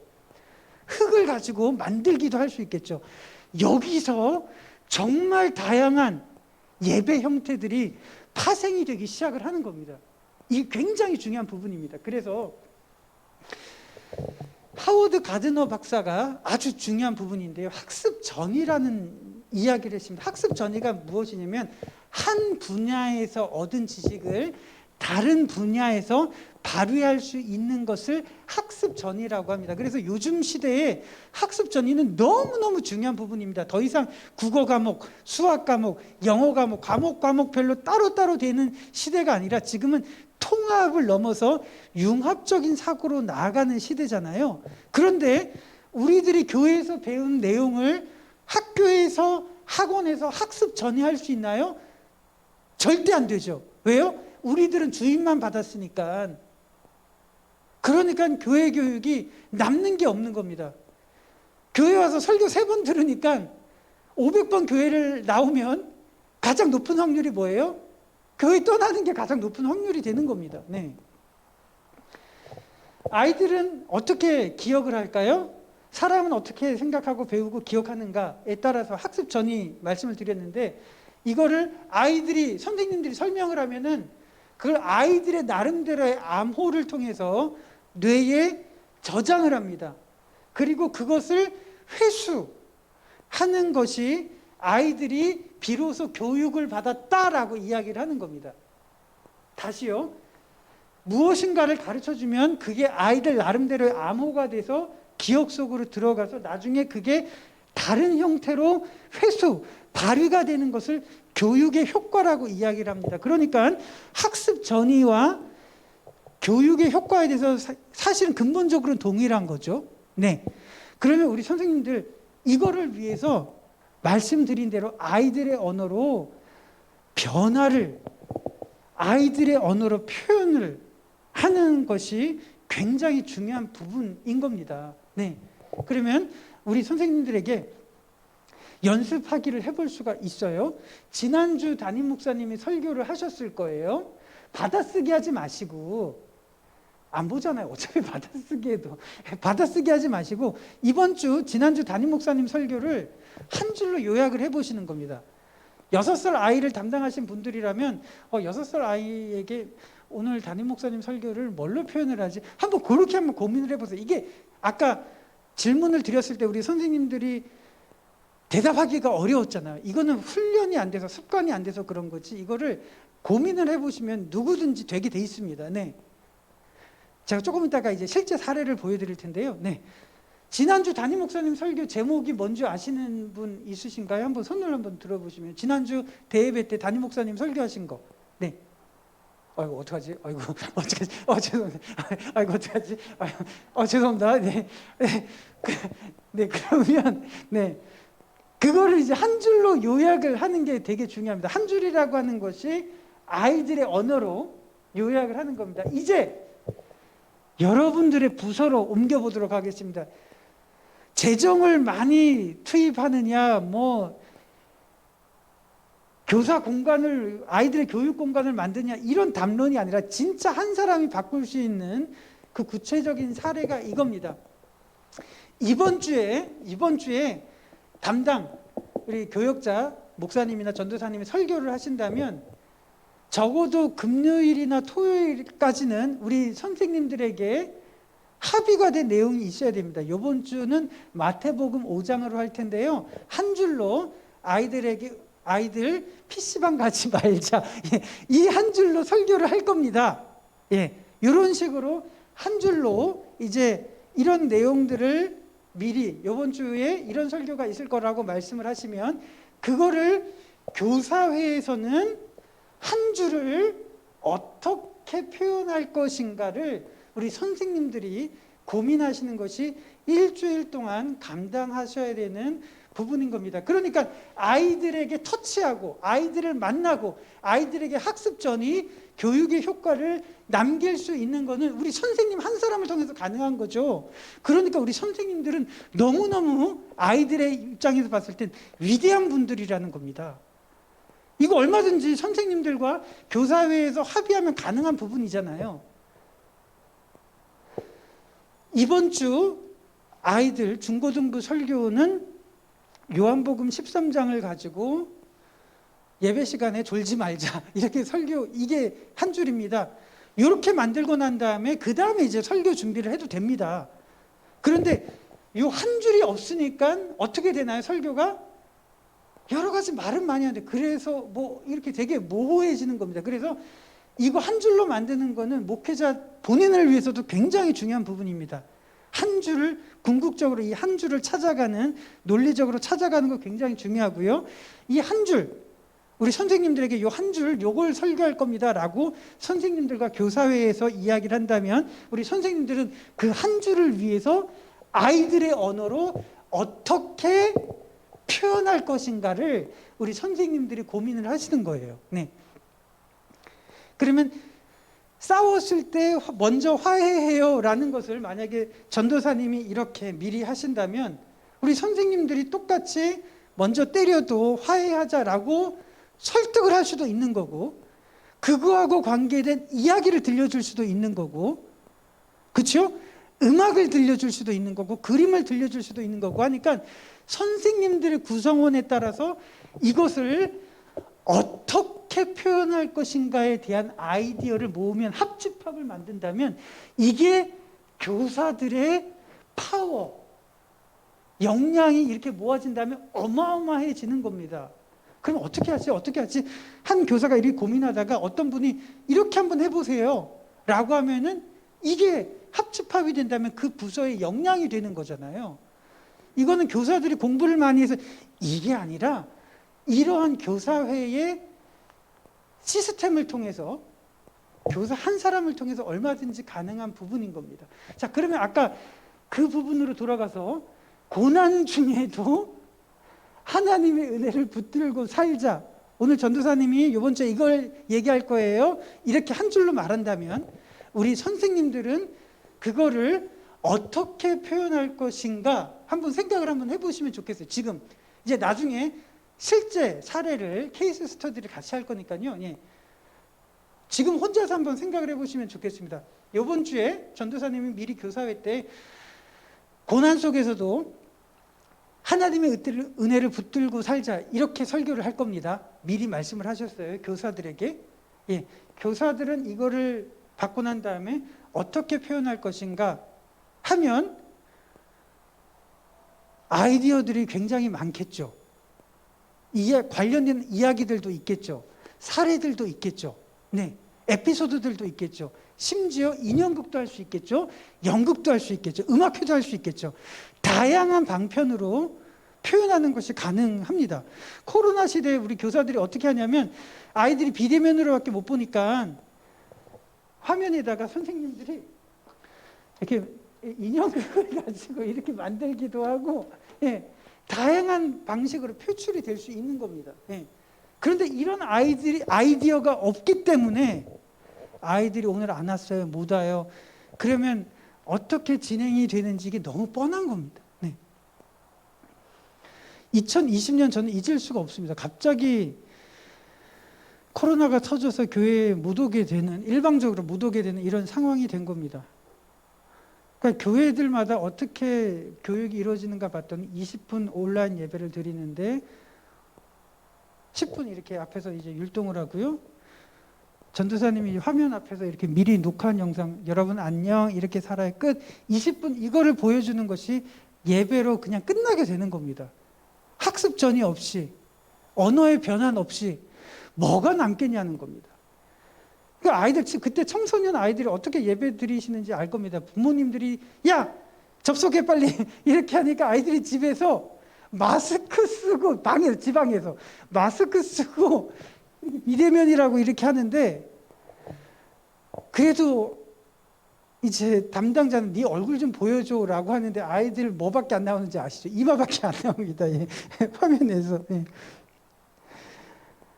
그게 너무 안타까운 거예요. 그런데 문제는 그 2년 동안 교회는 무엇을 했냐? 그리고 이제 포스트 코로나, 이제 코로나 끝났습니다. 그런데 문제는 우리들이 코로나 이전에도 안 통하던 그걸 가지고 다시 주섬주섬 그걸 가지고 아이들을 가르치려고 하는 것이 대한민국 대부분의 교회들의 모습이라는 것이 너무너무 가슴이 아픕니다. 2019년까지 그때도 교회 교육 안 통한다 이런 원성들이 많았잖아요. 그런데 2년 코로나의 터널 속에 있다가 지금 이제 코로나 빠져나오면서 여전히 그걸 집어들고 있는 것이 우리들의 현 주소라는 것이 되게 안타깝습니다. 네. 우리 선생님들에게 이거 한번 설명을 한번 여쭤보도록 하겠습니다. 칭의 들어보셨죠? 하나님께서 우리를 의롭다 칭하신 거. 칭의. 만약에 이번 주에 전도사님이 칭의를 이제 설교하신다고 쳐요. 네, 하나님께서 십자가를 통해서 죄인이 의인이 된 상태. 네. 그거를 설교를 하시는데, 우리 선생님들은 칭의를 어떻게 가르치시겠습니까? 우리가 아직 죄인 되었을 때에 그리스도께서 우리를 위하여 죽으심으로 하나님께서 우리에 대한 자기의 사랑을 확증하셨느니라. 로마서 5장 8절의 말씀을 가지고 전도사님이 설교를 하십니다. 의롭게 만드신 사건. 이걸 어떻게 설명을 하죠? 의롭게 되는 이것만 하더라도 신학대학에서 한 학기 넘게 이렇게 조직신학 교리를 배워야 돼요. 그러면 우리 선생님들이 이걸 설명하기 위해서 신학교를 가셔야 되느냐? 그게 아닌 겁니다. 이게 변환을 하면 얼마든지 가능한 거예요. 제가 동화 속 성경 이야기, 구원으로 가는 9개의 이야기 계단을 작년에 이렇게 코로나 중에서 쓰기 시작을 했습니다. 그래서 아이들에게 사형리 들어보셨죠? 사형리. 사형리를 4개의 이야기를 가지고 이렇게 가르치니까 아이들이 자기의 입으로 구원의 확신을 설명을 하더라는 겁니다. 어린 아이들임에도 불구하고 구원으로 가는 9개의 이야기 계단을 아이들에게 가르쳤는데 아이들이 자기의 입으로 그 어려운 신학적인 개념을 이야기를 하면서 예수님을 고백을 하는 것을 보게 됐습니다. 한번 여러분들에게 실험을 한번 해볼게요. 자, 지금부터 여러분들은 초등학생 혹은 담당하는 그 연령이라고 생각을 하고 미취학 아이들이라고 생각을 하고 저는 이제 선생님이라고 생각하고 이 칭의에 대해서 설명을 해보겠습니다. 그러면 이제 선생님들은 뭐 초등학생이든지 미취학 아이들이든지 청소년이든지 그렇게 생각을 하시면 되고요. 농담을 하셔도 되고 청소년 따라해도 됩니다. 제가 이제 설명하면 이렇게 하셔도 됩니다. 그러니까는 지금부터 이렇게 하셔도 되니까 괜찮습니다. 자, 지금부터 저는 선생님들은 아이들이라고 생각하고 반말하더라도 말로토라도 이거는 설정된 상황이니까 이해를 하셨으면 좋겠습니다. 얘들아, 선생님이 너희들에게 칭의에 대해서 설명을 해볼게. 너희들 칭의에 대해서 들어봤니? 교회에서 뭐 배웠니? 칭의에 대해서 설명을 해볼게. 너희들 빅토르 위고가 쓴 레미제라블이라는 작품을 안 읽어봤을 것 같아서 영화는 봤니? 그러면 장발장이 어떻게 됐는지 이야기는 그냥 대충 들어서 알지? 그러면 내가 대충 이야기를 해줄게. 옛날에 장발장이라는 사람이 있었어. 장발장이 감옥에서 19년 동안 있었는데 어떤 일을 하다가 19년 동안 감옥에 있었는지 아니? 빵 하나 훔쳐서 왜 이렇게 말을 안 하니 얘들아?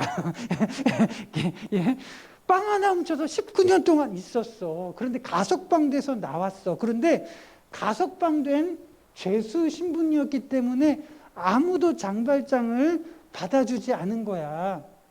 그런데 미리엘 주교님이 형제님 하면서 자기네 집에 장발장을 맞이해 준 거야. 그래서 장발장에게 따뜻한 침대와 맛있는 저녁 식사를 제공해 줬어. 19년 동안 한 번도 먹어보지 못한 음식, 한 번도 경험해 보지 못한 침대를 제공을 받은 거야. 그렇게 잠을 자고 있는 장발장이 새벽에 벌떡 깼어.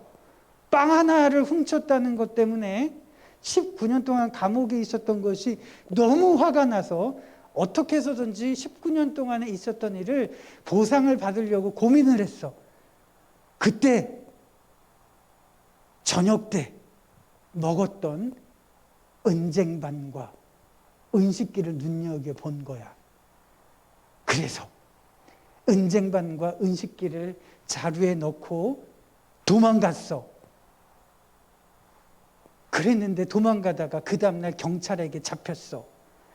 경찰이 수상한 남자를 잡아서 자루를 열어보니까 은쟁반과 은식기로 가득한 거야. 이거 훔쳤지? 라고 물어보니까 누구한테 받았다고. 그래서 주교님에게 경찰이 장발장을 잡아왔어. 그랬는데 미리엘 신부님, 주교님이 뭐라고 이야기를 했냐면, 이복의 장발장, 왜 내 성의를 무시하는가?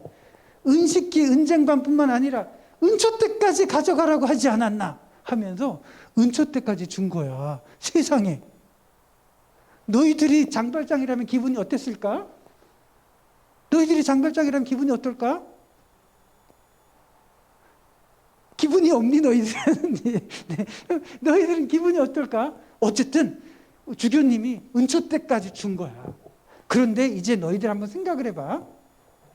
주교님이 은초대까지 주면서 이렇게 얘기를 한 거야. 장발장, 내 은초대로 자네 영혼을 샀네. 다시는 죄를 짓지 말게. 이렇게 용서를 해준 거야. 은초대까지 들고 나가는 장발장을 경찰은 한 번도 체포할 수 있니 없니? 너희들은 어떻게 생각하니? 은초대까지 받아나간 장발장을 체포할 수 있니? 너희들이 경찰이라면 어떠니? 체포할 수 있니 없니? 없어? 체포할 수 있다고 생각하는 친구 한번 손들어 볼까? 없구나. 왜 체포할 수가 없니? 네, 여기서 이제 말을 그만 놓고요. 네. 네, 이거는 중학 청소년 미취학 문제가 아니라 제가 진짜 어린이집 가서도 이거를 구연동화를 한번 해봤습니다. 네. 연령의 문제가 아니라 6살 아이들도 체포할 수 없어요 이렇게 대답을 하더라고요. 자, 왜 체포할 수 없는지 이해가 되셨죠? 분명히 잘못한 건 맞아요. 분명히 훔친 건 알았지만 체포할 수 없는 이유가 이제 법정 용어인 겁니다. 죄를 지었지만 처벌할 수 없는 상태가 된 것. 이게 법적인 용어로 의롭게 됐다고 하는 겁니다. 그러니까 우리의 상황이 칭의가 그렇게 된 겁니다. 여전히 죄가 있지만 지옥의 권세가 우리를 정죄할 수 없는 상태, 처벌할 수 없는 그런 상태가 된 게 우리를 십자가에서 의롭다고 해주신 사건인 겁니다. 이러면 칭의에 대한 개념이 아이들의 언어로 표현이 되는 거죠. 그러면 이게 몇 년이 지나도 아이들이 이거를 까먹지를 않는다는 겁니다. 그러면 제가 생각하는 거대한 정말 간절한 가슴 뛰는 목표가 느껴지시지 않습니까? 초등학교 1학년부터 6학년까지 몇 번 다닙니까? 300번 다닙니다. 그럼 이런 이야기를 300개를 접한다고 한번 생각을 한번 해보세요. 저는 1500개를 만들어내는 걸 목표로 지금 작업을 시작하고 있습니다. 아이들이 교회에 와서 일주일에 딱 하나씩 500개의 작품을 접하면서 칭의, 자유의지, 은혜, 구원을 접한다고 한번 생각을 한번 해보시면 이게 너무너무 가슴 뛰는 작업 아닐까요? 예. 경찰이 절대로 체포할 수 없습니다. 우리들이 경찰이라면 분명히 장발장이 훔친 거 알고 신부님이 이거 그냥 거저줬을 리 없다는 거 다 알지만 체포할 수 없는 법적인 상태가 된 게 우리를 그렇게 십자가에서 만들어 주신 겁니다. 네.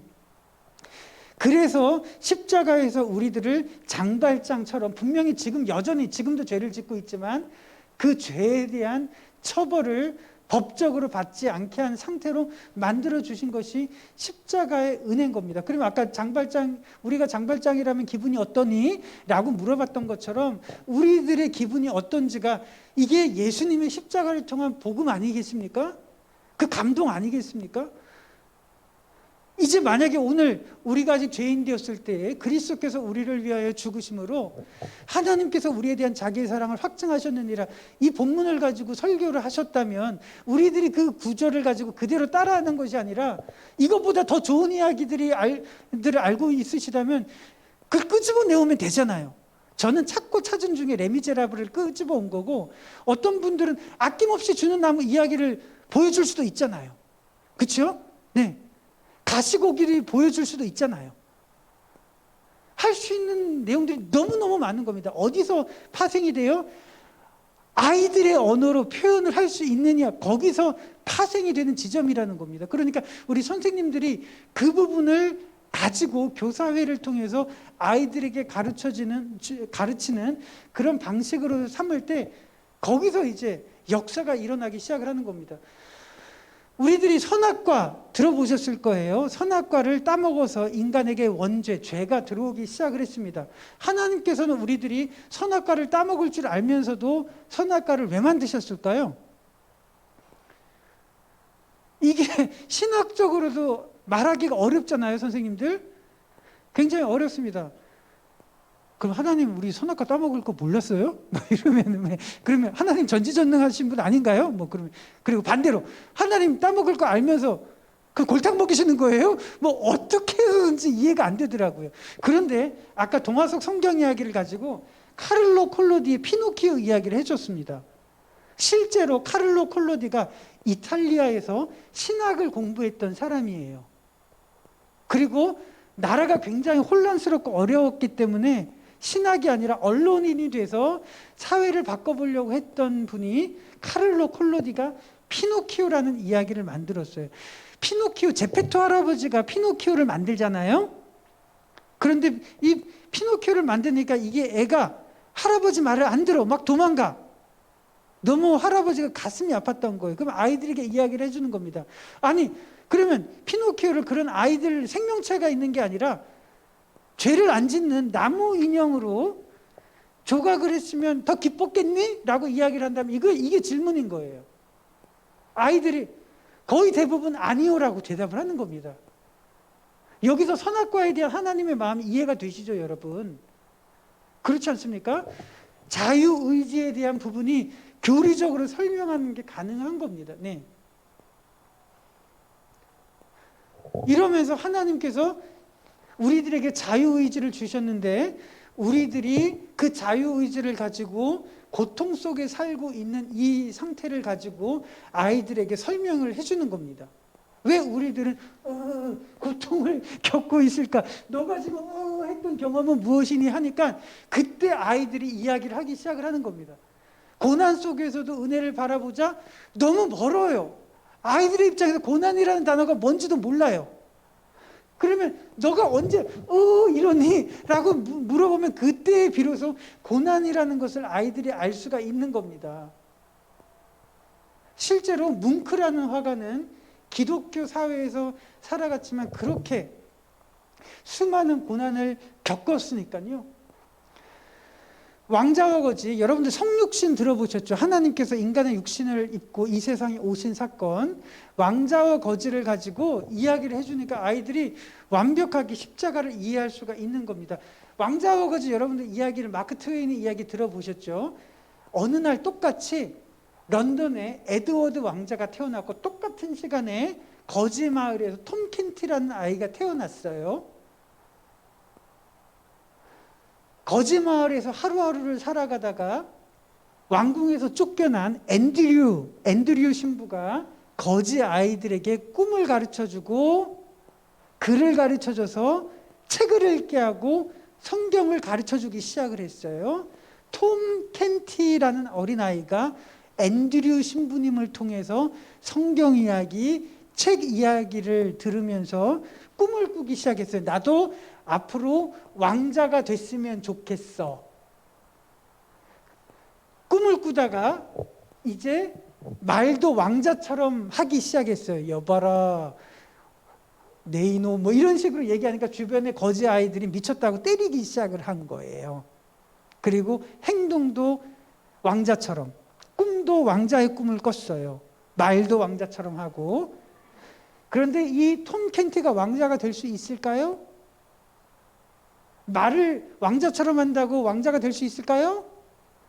왕자 꿈을 꾼다고 왕자가 될 수 있을까요? 왕자가 될 수 있는 방법은 딱 하나였죠.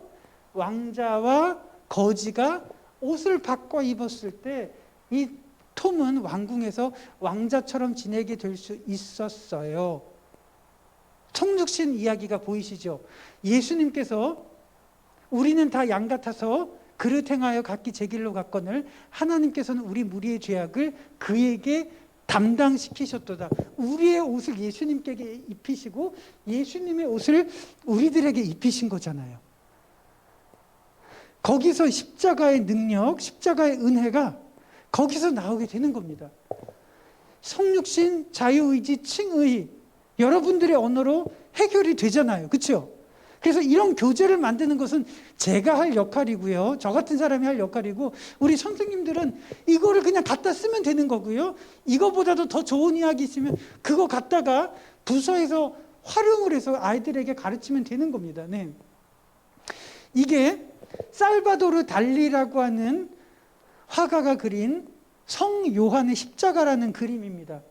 이 그림의 특이한 점이 있죠. 대부분의 십자가는 정면에서 바라보거나 밑에서 바라보는 십자가였어요. 그런데 이 십자가는 특이하게도 누가 바라보는 십자가일까요? 하나님이 바라보는 십자가예요.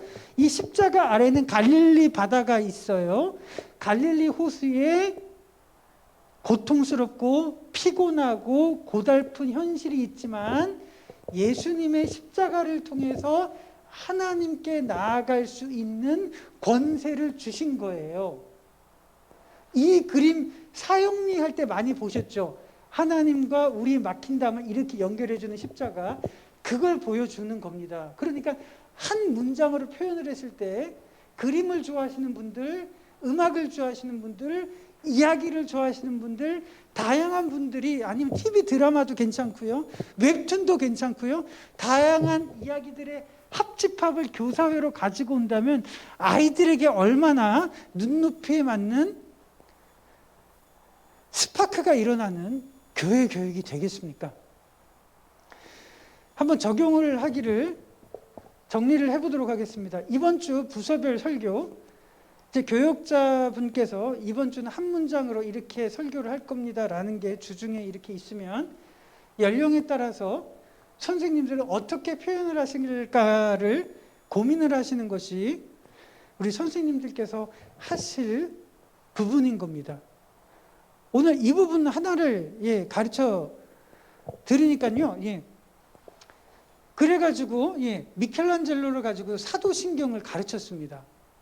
그리고 이거를 연극으로 표현을 했을 때 이게 사진이 보이시죠? 국민일보에서 그 현장 예배를 찍은 사진인데 아이들이 의자가 없어서 무대 위에까지 올라와서 예배를 관람했던 사진인 겁니다. 그러니까 아이들이 얼마나 자기 눈높이에 맞는 컨텐츠를 원하고 있는지가 지금 보여지고 있는 상황이고요.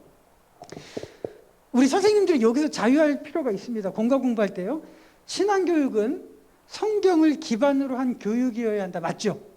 그렇죠. 교회에서 가르치는 것은 성경을 기반으로 한 교육이어야 됩니다. 이거는 양보할 수 없는 전제입니다. 교회에서 문학을 가르쳐서도 안 되고 음악을 가르쳐서도 안 되고 성경을 가르치는 것이 기본입니다. 그러나 교육의 방법은 스피치만 있는 것은 아니다. 이 부분 이해가 되시죠? 동의가 되시죠? 네, 거기서 이제 선생님들의 역량이 발휘가 되기 시작을 하는 겁니다. 교회는 성경을 기반으로 한 교육이어야 합니다. 그러나 가르치는 방편이 스피치만 있는 것이 아니라고 한다면 우리 선생님들이 다양한 역량들을 아이들에게 발휘할 수 있을 겁니다. 그래서 윌버포스, 노예무역을 폐지한 윌리엄 윌버포스라고 하는 이야기를 그냥 설교만 하면 얼마나 쉽습니까? 제가 교육자들에게 옷을 입혔습니다. 입어! 얼마나 싫었겠습니까? 제가 그냥 설교만 딱 하면 되는데 옷을 이렇게 윌버포스와 관련된 옷을 입히고 나니까 얼마나 싫었겠습니까? 그런데 아이들은 너무 열광을 하는 겁니다. 베토벤하고 관계된 이거 고난 속에서도 은혜를 사모하자 그 한 문장을 위해서 베토벤하고 관련된 연극을 했습니다. 그리고 중간에 연주를 집어넣고요. 교육자들에게 옷을 이렇게 입혔고 여러분 태종 드라마에 나오는 과속 스캔들에 나온 임지규 탤런트 아시죠? 예. 그분에게도 섭외를 해가지고 옷을 입혔습니다. 그러니까 한 번 예배를, 1시간 예배를 위해서 정말 준비를 많이 한 겁니다. 그러니까요, 우리 부서 예배가 스피치로 지식을 전달하고 주입하는 그런 예배가 될 수도 있지만 교사회에서 아이들의 언어와 아이들의 연령에 맞는 예배를 구현하자, 기획하자라는 의견과 합의가 모아진다면 얼마든지 다양하게 표현을 할 수가 있는 겁니다. 그러면 이제 마지막으로 시간이 조금 많이 갔는데 자, 마지막으로 이렇게 아이들에게 교육을 할 수도 있겠죠. 예. 교육할 수도 있겠지만 스피치만 있는 게 아니라고 한다면 어느 교회 건물이든지 이런 벽면은 다 있을 겁니다. 제가 무엇을 했냐면 이 똑같은 벽면이에요. 똑같은 벽면. 똑같은 벽면에 사도신경을 표현하는 40개의 그림들을 벽면에다가 부착을 했습니다. 똑같은 벽면이죠. 예. 그러면 우리 선생님들이 보셨을 때 이렇게 공과 공부하는 게 효율적일까요? 아니면 이렇게 해서 이렇게 그림을 달아서 이렇게 2명 아이들 붙들어 놓고 설명하는 것이 효과적일까요? 어떤 게 아이들의 기억에 남을까요? 다시 바꿔 말해서 여러분들께서 이런 아이들을 가지고 계신 부모님들이라면 우리 내 아이가 이렇게 교육을 받는 걸 원할까요? 이렇게 교육을 받는 걸 원할까요? 이거는 너무 명확해지는 거죠. 그러니까 얼마든지 아이디어를 무궁무진하게 발휘할 수 있는 것이 아이들의 언어를 바꾸기 시작한다면 그렇게 발휘할 수가 있는 겁니다. 제가 깜짝 놀랐습니다. 이 아이에게 진짜로 아이에게 5살 때 이거 하나하나 설명을 다 했습니다. 이 그림 무슨 그림인지 아시죠? 미켈란젤로의 최후의 심판입니다. 400명의 사람들이 등장을 하는데 중요한 사람 한 사람을 다 짚어줬어요.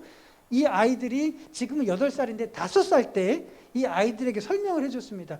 이 아이들이 8살 때 엄마에게 엄마 얘는 누군데 지금 뭐하고 있는 거다? 얘는 뭔데 지금 뭐하고 설명을 하더라는 겁니다. 아이를 키워보면 이런 경험 해보셨죠? 스폰지처럼 빨아들이는 거. 그게 바로 학습 전이라는 겁니다. 아이들을 뇌리 속에 남기는 거예요. 너무 가슴 벅차지 않습니까? 이 그림을 미취학 아이들이 이런 그림을 1개가 아니라 100개, 1000개를 교회에 와서 접하면서 신앙교육, 성경교육을 받는다고 한번 생각을 해보세요. 20개에서 30개 그림부터 효과가 나타나기 시작하는 것을 저는 확인을 했습니다. 20개에서 30개. 예. 그러면 1년에 52주면 2년이면 너무너무 탁월하고 가시적인 효과가 나타난다는 것은 너무 분명한 거 아니겠습니까? 네. 그래서 이거를 아이들에게 설명을 하면서 그렇게 표현을 했었습니다. 예, 이거를 사도신경을 가지고 이제 미켈란젤로를 설명을 하려면 이제 시간이 조금 갈 것 같아서 여기에서 이제 강의를 좀 마무리를 하도록 하겠습니다. 혹시 질문이 있으시면은 질의응답을 하시고, 예, 우리 선생님들의 질문에 대해서 받도록 하고요. 없으면 이 시간을 조금 더 활용을 해가지고 이렇게 조금 더 보도록 하겠습니다. 혹시 질문이나 궁금하신 점이나 아니면 거부사항이나 거부감이나 어떤 것이든지 괜찮습니다. 네, 우리 선생님들께서 궁금하신 부분들 예, 마음껏 이렇게 질문을 해주시면 좋겠습니다. 네.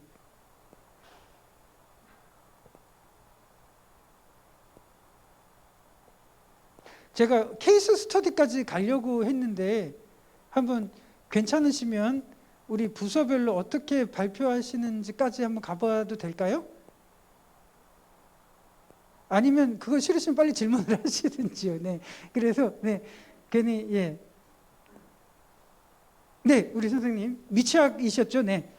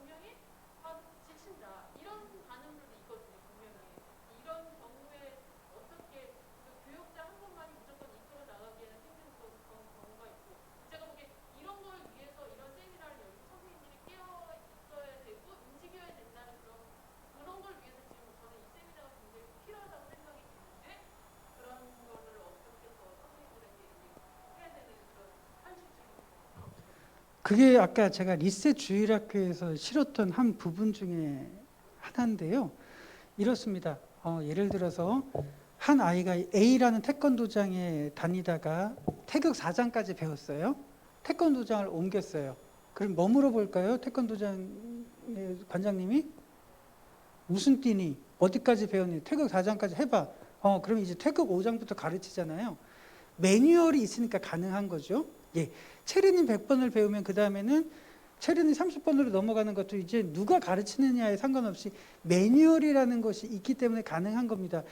그래서 정말 중요한 것이 어떻게 해서든지 교사들 사이에서 합의된 매뉴얼을 만들자고 했던 게 제가 리셋 주일학교에 썼던 부분인데, 지금 말씀하신 거 굉장히 좋은 질문입니다. 만약에 우리 선생님들이 전부 다 한 부서고 제가 이 담당 목회자라고 생각하면은 이쪽에서는 좀 하자라고 하는 극렬 분자의 선생님, 이쪽에서는 내비둬 하는 선생님이 있다고 치면 그냥 이렇게 가만히 놔두면 싸움밖에 안 되는 거예요. 여기서는 하자 하는데 진짜 뭐 사명도 있네 없네 이렇게 되는 거고, 이쪽에서 봤을 때는 왜 이렇게 나대냐 뭐 이렇게 될 수가 있는 거예요. 그래서 중요한 것이 제도를 만들자는 거예요. 그래서 그렇게 이번에 내가 만들었으니까 다음 달에는 너 안 했으니까 너 하면 되겠네 뭐 이렇게 되니까 선생님들의 분란이 생기는 거예요. 그래서 선생님들 사이에서 조직을 만드는 겁니다. 조직을, 예배기획위원회를 만들고, 또 어떤 분들은 또 이렇게 부분들을 만들고 해서 그런 역량과 열정을 제도적으로 살려줄 수 있는 이런 부분들을 만들어주는 겁니다. 부서에서 합의된 거. 그러면 쓸데없는 분쟁이 없으면 되겠죠. 그래서 그런 부분들을 교역자가 컨트롤 해줘서 그 열정과 역량들을 역할 분담을 시켜주는 것이 굉장히 중요합니다. 예. 그래서 부장, 부감, 총무 선생님들 이런 역할들이 있잖아요. 그러면 부장 선생님 따로 계신데 내가 부서 대표하고 싶어, 이게 의미가 없잖아요. 이미 대표가 세워졌기 때문에. 예, 마찬가지로 그렇게 역할을 분담한다면 그런 불필요한 소모는 방지할 수가 있어요. 그래서 그걸 같이 공감을 하게 된다고. 그래, 우리도 이런 조직으로 만들니까 너가 이거 담당하고 너는 이거 잘하니까 이거 담당하고 서로 역할을 분담하게 된다면 그 열정들이 분쟁의 씨앗이 되는 것이 아니라 합집합이 될 수 있다는 겁니다. 그래서 이 부분을 교사회에서 그렇게 한번 의논하셔서 서로 합의할 수 있는 제도로 만드는 걸로 한번 가보시는 것을 추천하고 권유합니다. 그거 굉장히 중요합니다. 네. 어떤 분들은 미취학 경우 같은 경우는 아이들을 가르치는 것보다 아이들에게 구연동하는 걸 너무 잘하는 선생님이 있어요. 그러면 그거를 가지고 예배 기획에 시키면 되잖아요. 어떤 분들은 야외 예배만 너무 머릿속에 야외 예배만 하는 분들에게 그걸 역할을 주면 되잖아요. 그러니까 얼마든지 그 역할들을 가지고 그 열정을 우리들이 같이 누릴 수 있도록 해야지. 저 사람은, 저는 MBTI에서 I가 굉장히 극심한 사람입니다. I가 90%가 넘어요. 그러니까 내향적인 것 중에서도 극내향인 겁니다. 그러니까 야외 예배 가고 너무 싫어요. 너무 싫어. 좀 제발 내비도 하는 성향인데 그걸 이번 달에는 선생님이 맡았으니까 다음 달에는 저보고 야외 예배 맡으라면 저는 너무 힘든 거예요. 공평하지도 않고 저한테는. 그리고 이런 사람한테 손 올리면서 당신은 이거 누가 만들었니 머릿속에 이렇게 생각을 하고 그런 사람인데 그러니까 그 열정을 그렇게 발휘할 수 있도록 꼭 하는 건 너무너무 중요합니다. 네, 좋은 질문 하셨고요. 네. 또 질문이 있으신가요? 네네.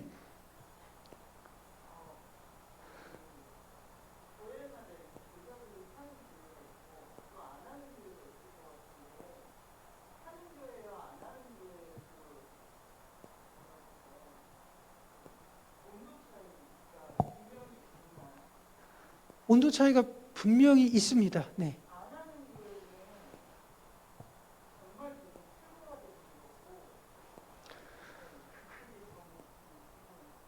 정말 퇴보되는 거 맞고요. 지금 되게 죄송한 이야기지만 제가 삼일교회라고 하는 대형교회에 있었잖아요. 그런데 코로나 때 수평 이동하는 게 눈에 보입니다. 이거를 열정을 가지고 치고 나가는 교회랑 코로나 이전으로 돌아가게 해 주시옵소서 이렇게 기도하는 교회랑 이게 학부모들이 애를 데리고 어디로 이동하는지 이게 눈에 보입니다. 진짜 눈에 보입니다. 그렇지만 그 열정은 이제 담임 목회자나 위에서의 역할이지만 한 아이를 만나서 지금 우리 선생님 말씀하신 것처럼 열정을 쏟아부을 수 있는 거는 누구겠어요? 교사잖아요. 그래서 굉장히 중요하고 제가 너무너무 간절한 부분이 이겁니다.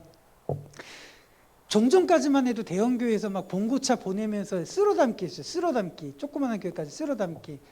그런데 지금은 반드시 어떻게 해야 되냐면 하는 교회 있고 안 하는 교회 있잖아요. 그런데 안 하는 교회는 아마 역량이 안 돼서 안 할 수도 있어요. 예를 들어서 삼일교회 같은 경우는 학년마다 부서가 있어요. 1학년 부서, 2학년 부서. 그건 행복한 고민이죠.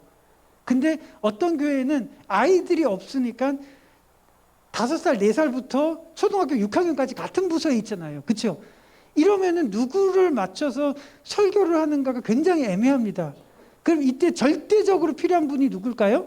교사들이겠죠. 교사들. 그래서 교사들은 저는 아이들에게는 마지막 보루라고 생각을 하는 거예요. 그러면 이런 부서 7살부터 중학교 형까지 같이 있는 부서 같은 경우는 어떻게 초등학교 세미나를 하겠습니까? 그래서 교회들이 모여서 연합 집회를 해서 이렇게 세미나를 반드시 만들어 나가는 담론들이 있어야 되는 게 굉장히 중요합니다. 예.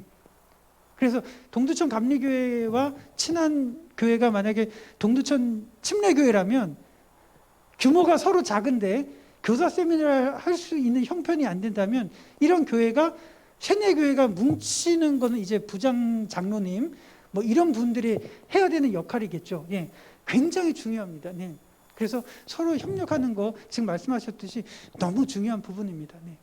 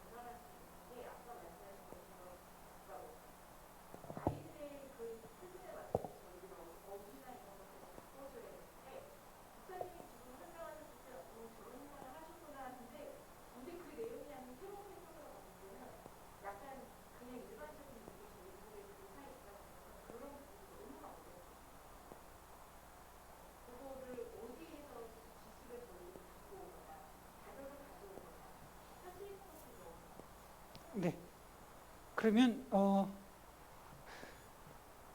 이 부분은 그러면 한번 그냥 넘어가고 이거 가지고 이제 사도신경을 하나하나 이제 좀 설명을 하려고 했는데 일단 요거 지금 말씀하신 거를 한번 그쪽으로 좀 가보도록 하겠습니다. 일단 요거 넘어가고요.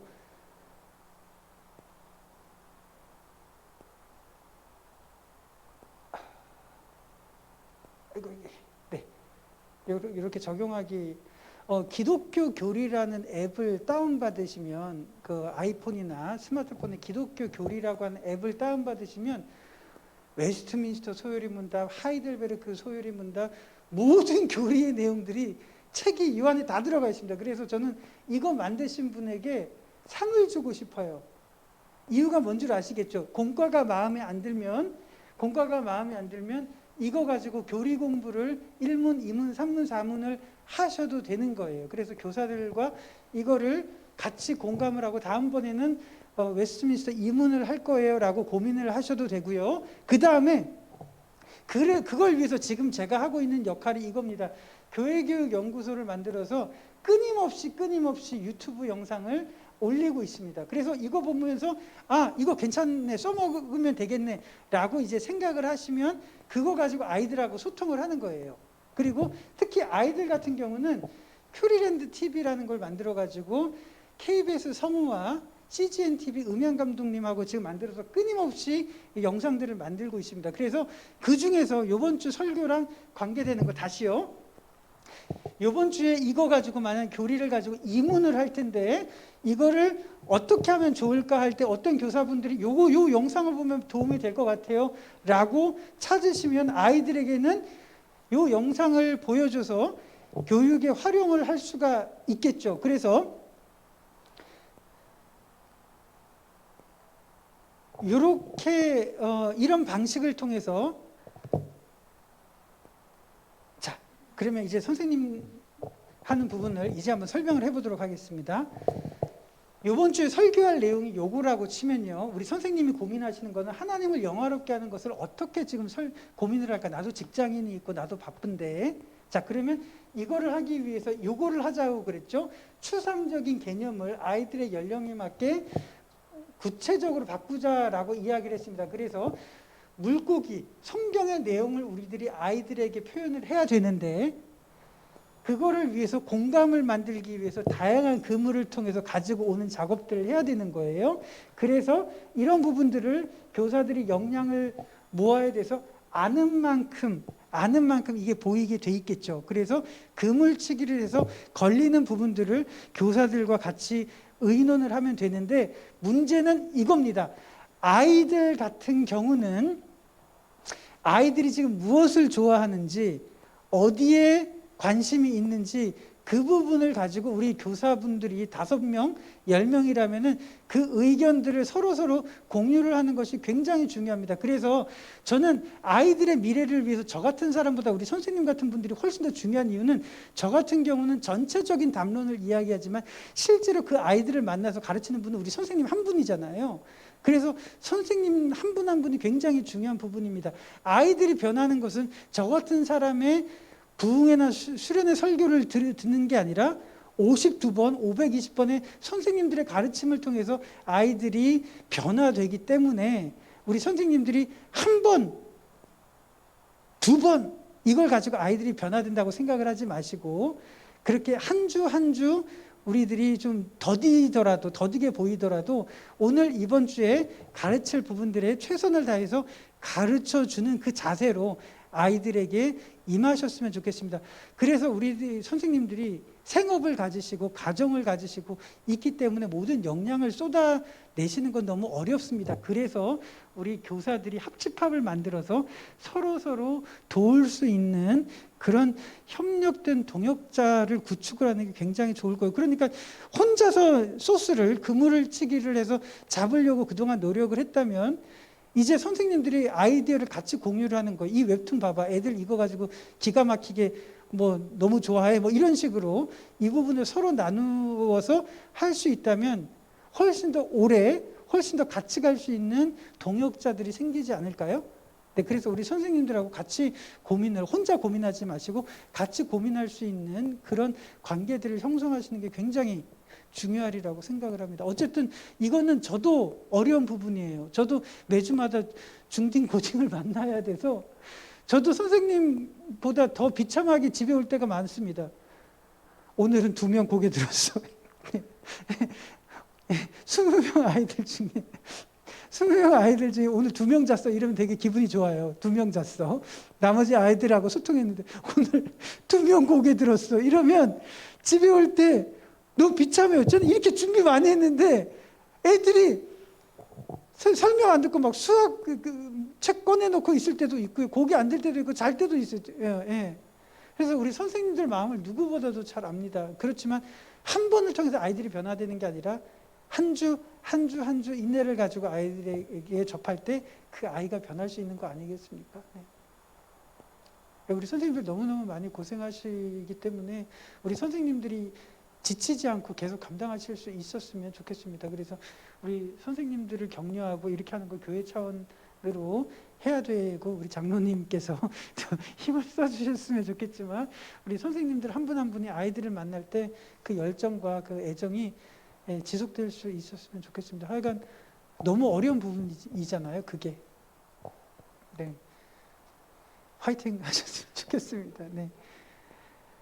예, 그래서 우리 선생님들이 맡겨진 아이들 한 영혼을 로버트 루이 스티븐슨처럼 그 한 아이들을 위해서 내가 이야기를 들려줄 준비를 해서 그 아이들 앞에 선다는 느낌으로 할 때 그 아이가 변화되리라고 생각을 합니다. 그래서 커닝햄이라는 유머가 아이들에게 그 스티븐슨에게 이야기를 읽어줄 때 매번 스티븐슨이 고개를 들고 이렇게 하지 않았잖아요. 때로는 몸이 아파가지고 기침하면서 못 들을 때도 있었고 피곤하다고 누울 때도 있었고 그렇지만 그 기억들이 그 작가의 인격을 형성하고 그 작가가 또 다른 아이에게 또 이야기를 들려주면서 보물섬이라고 하는 이야기를 저희들이 들을 수 있었던 것처럼 우리 선생님들이 한두 번이 아니라 520번, 1000번, 1040번이라는 이 거대한 이 구조를 한번 보시면서 감당하셨으면 좋겠습니다.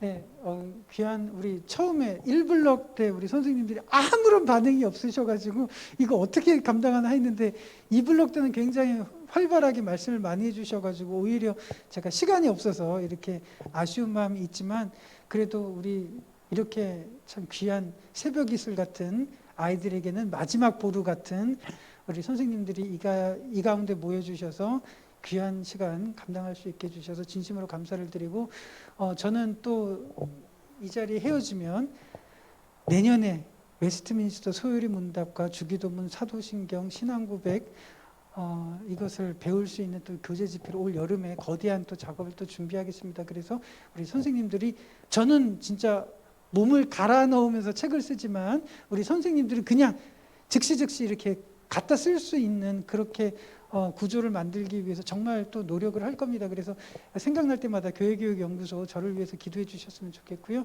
우리 맡겨진 아이들이 꼭 그렇게 귀하게 변화될 수 있었으면 좋겠습니다. 귀한 시간 내주셔서 감사를 드리고요. 예, 고맙습니다.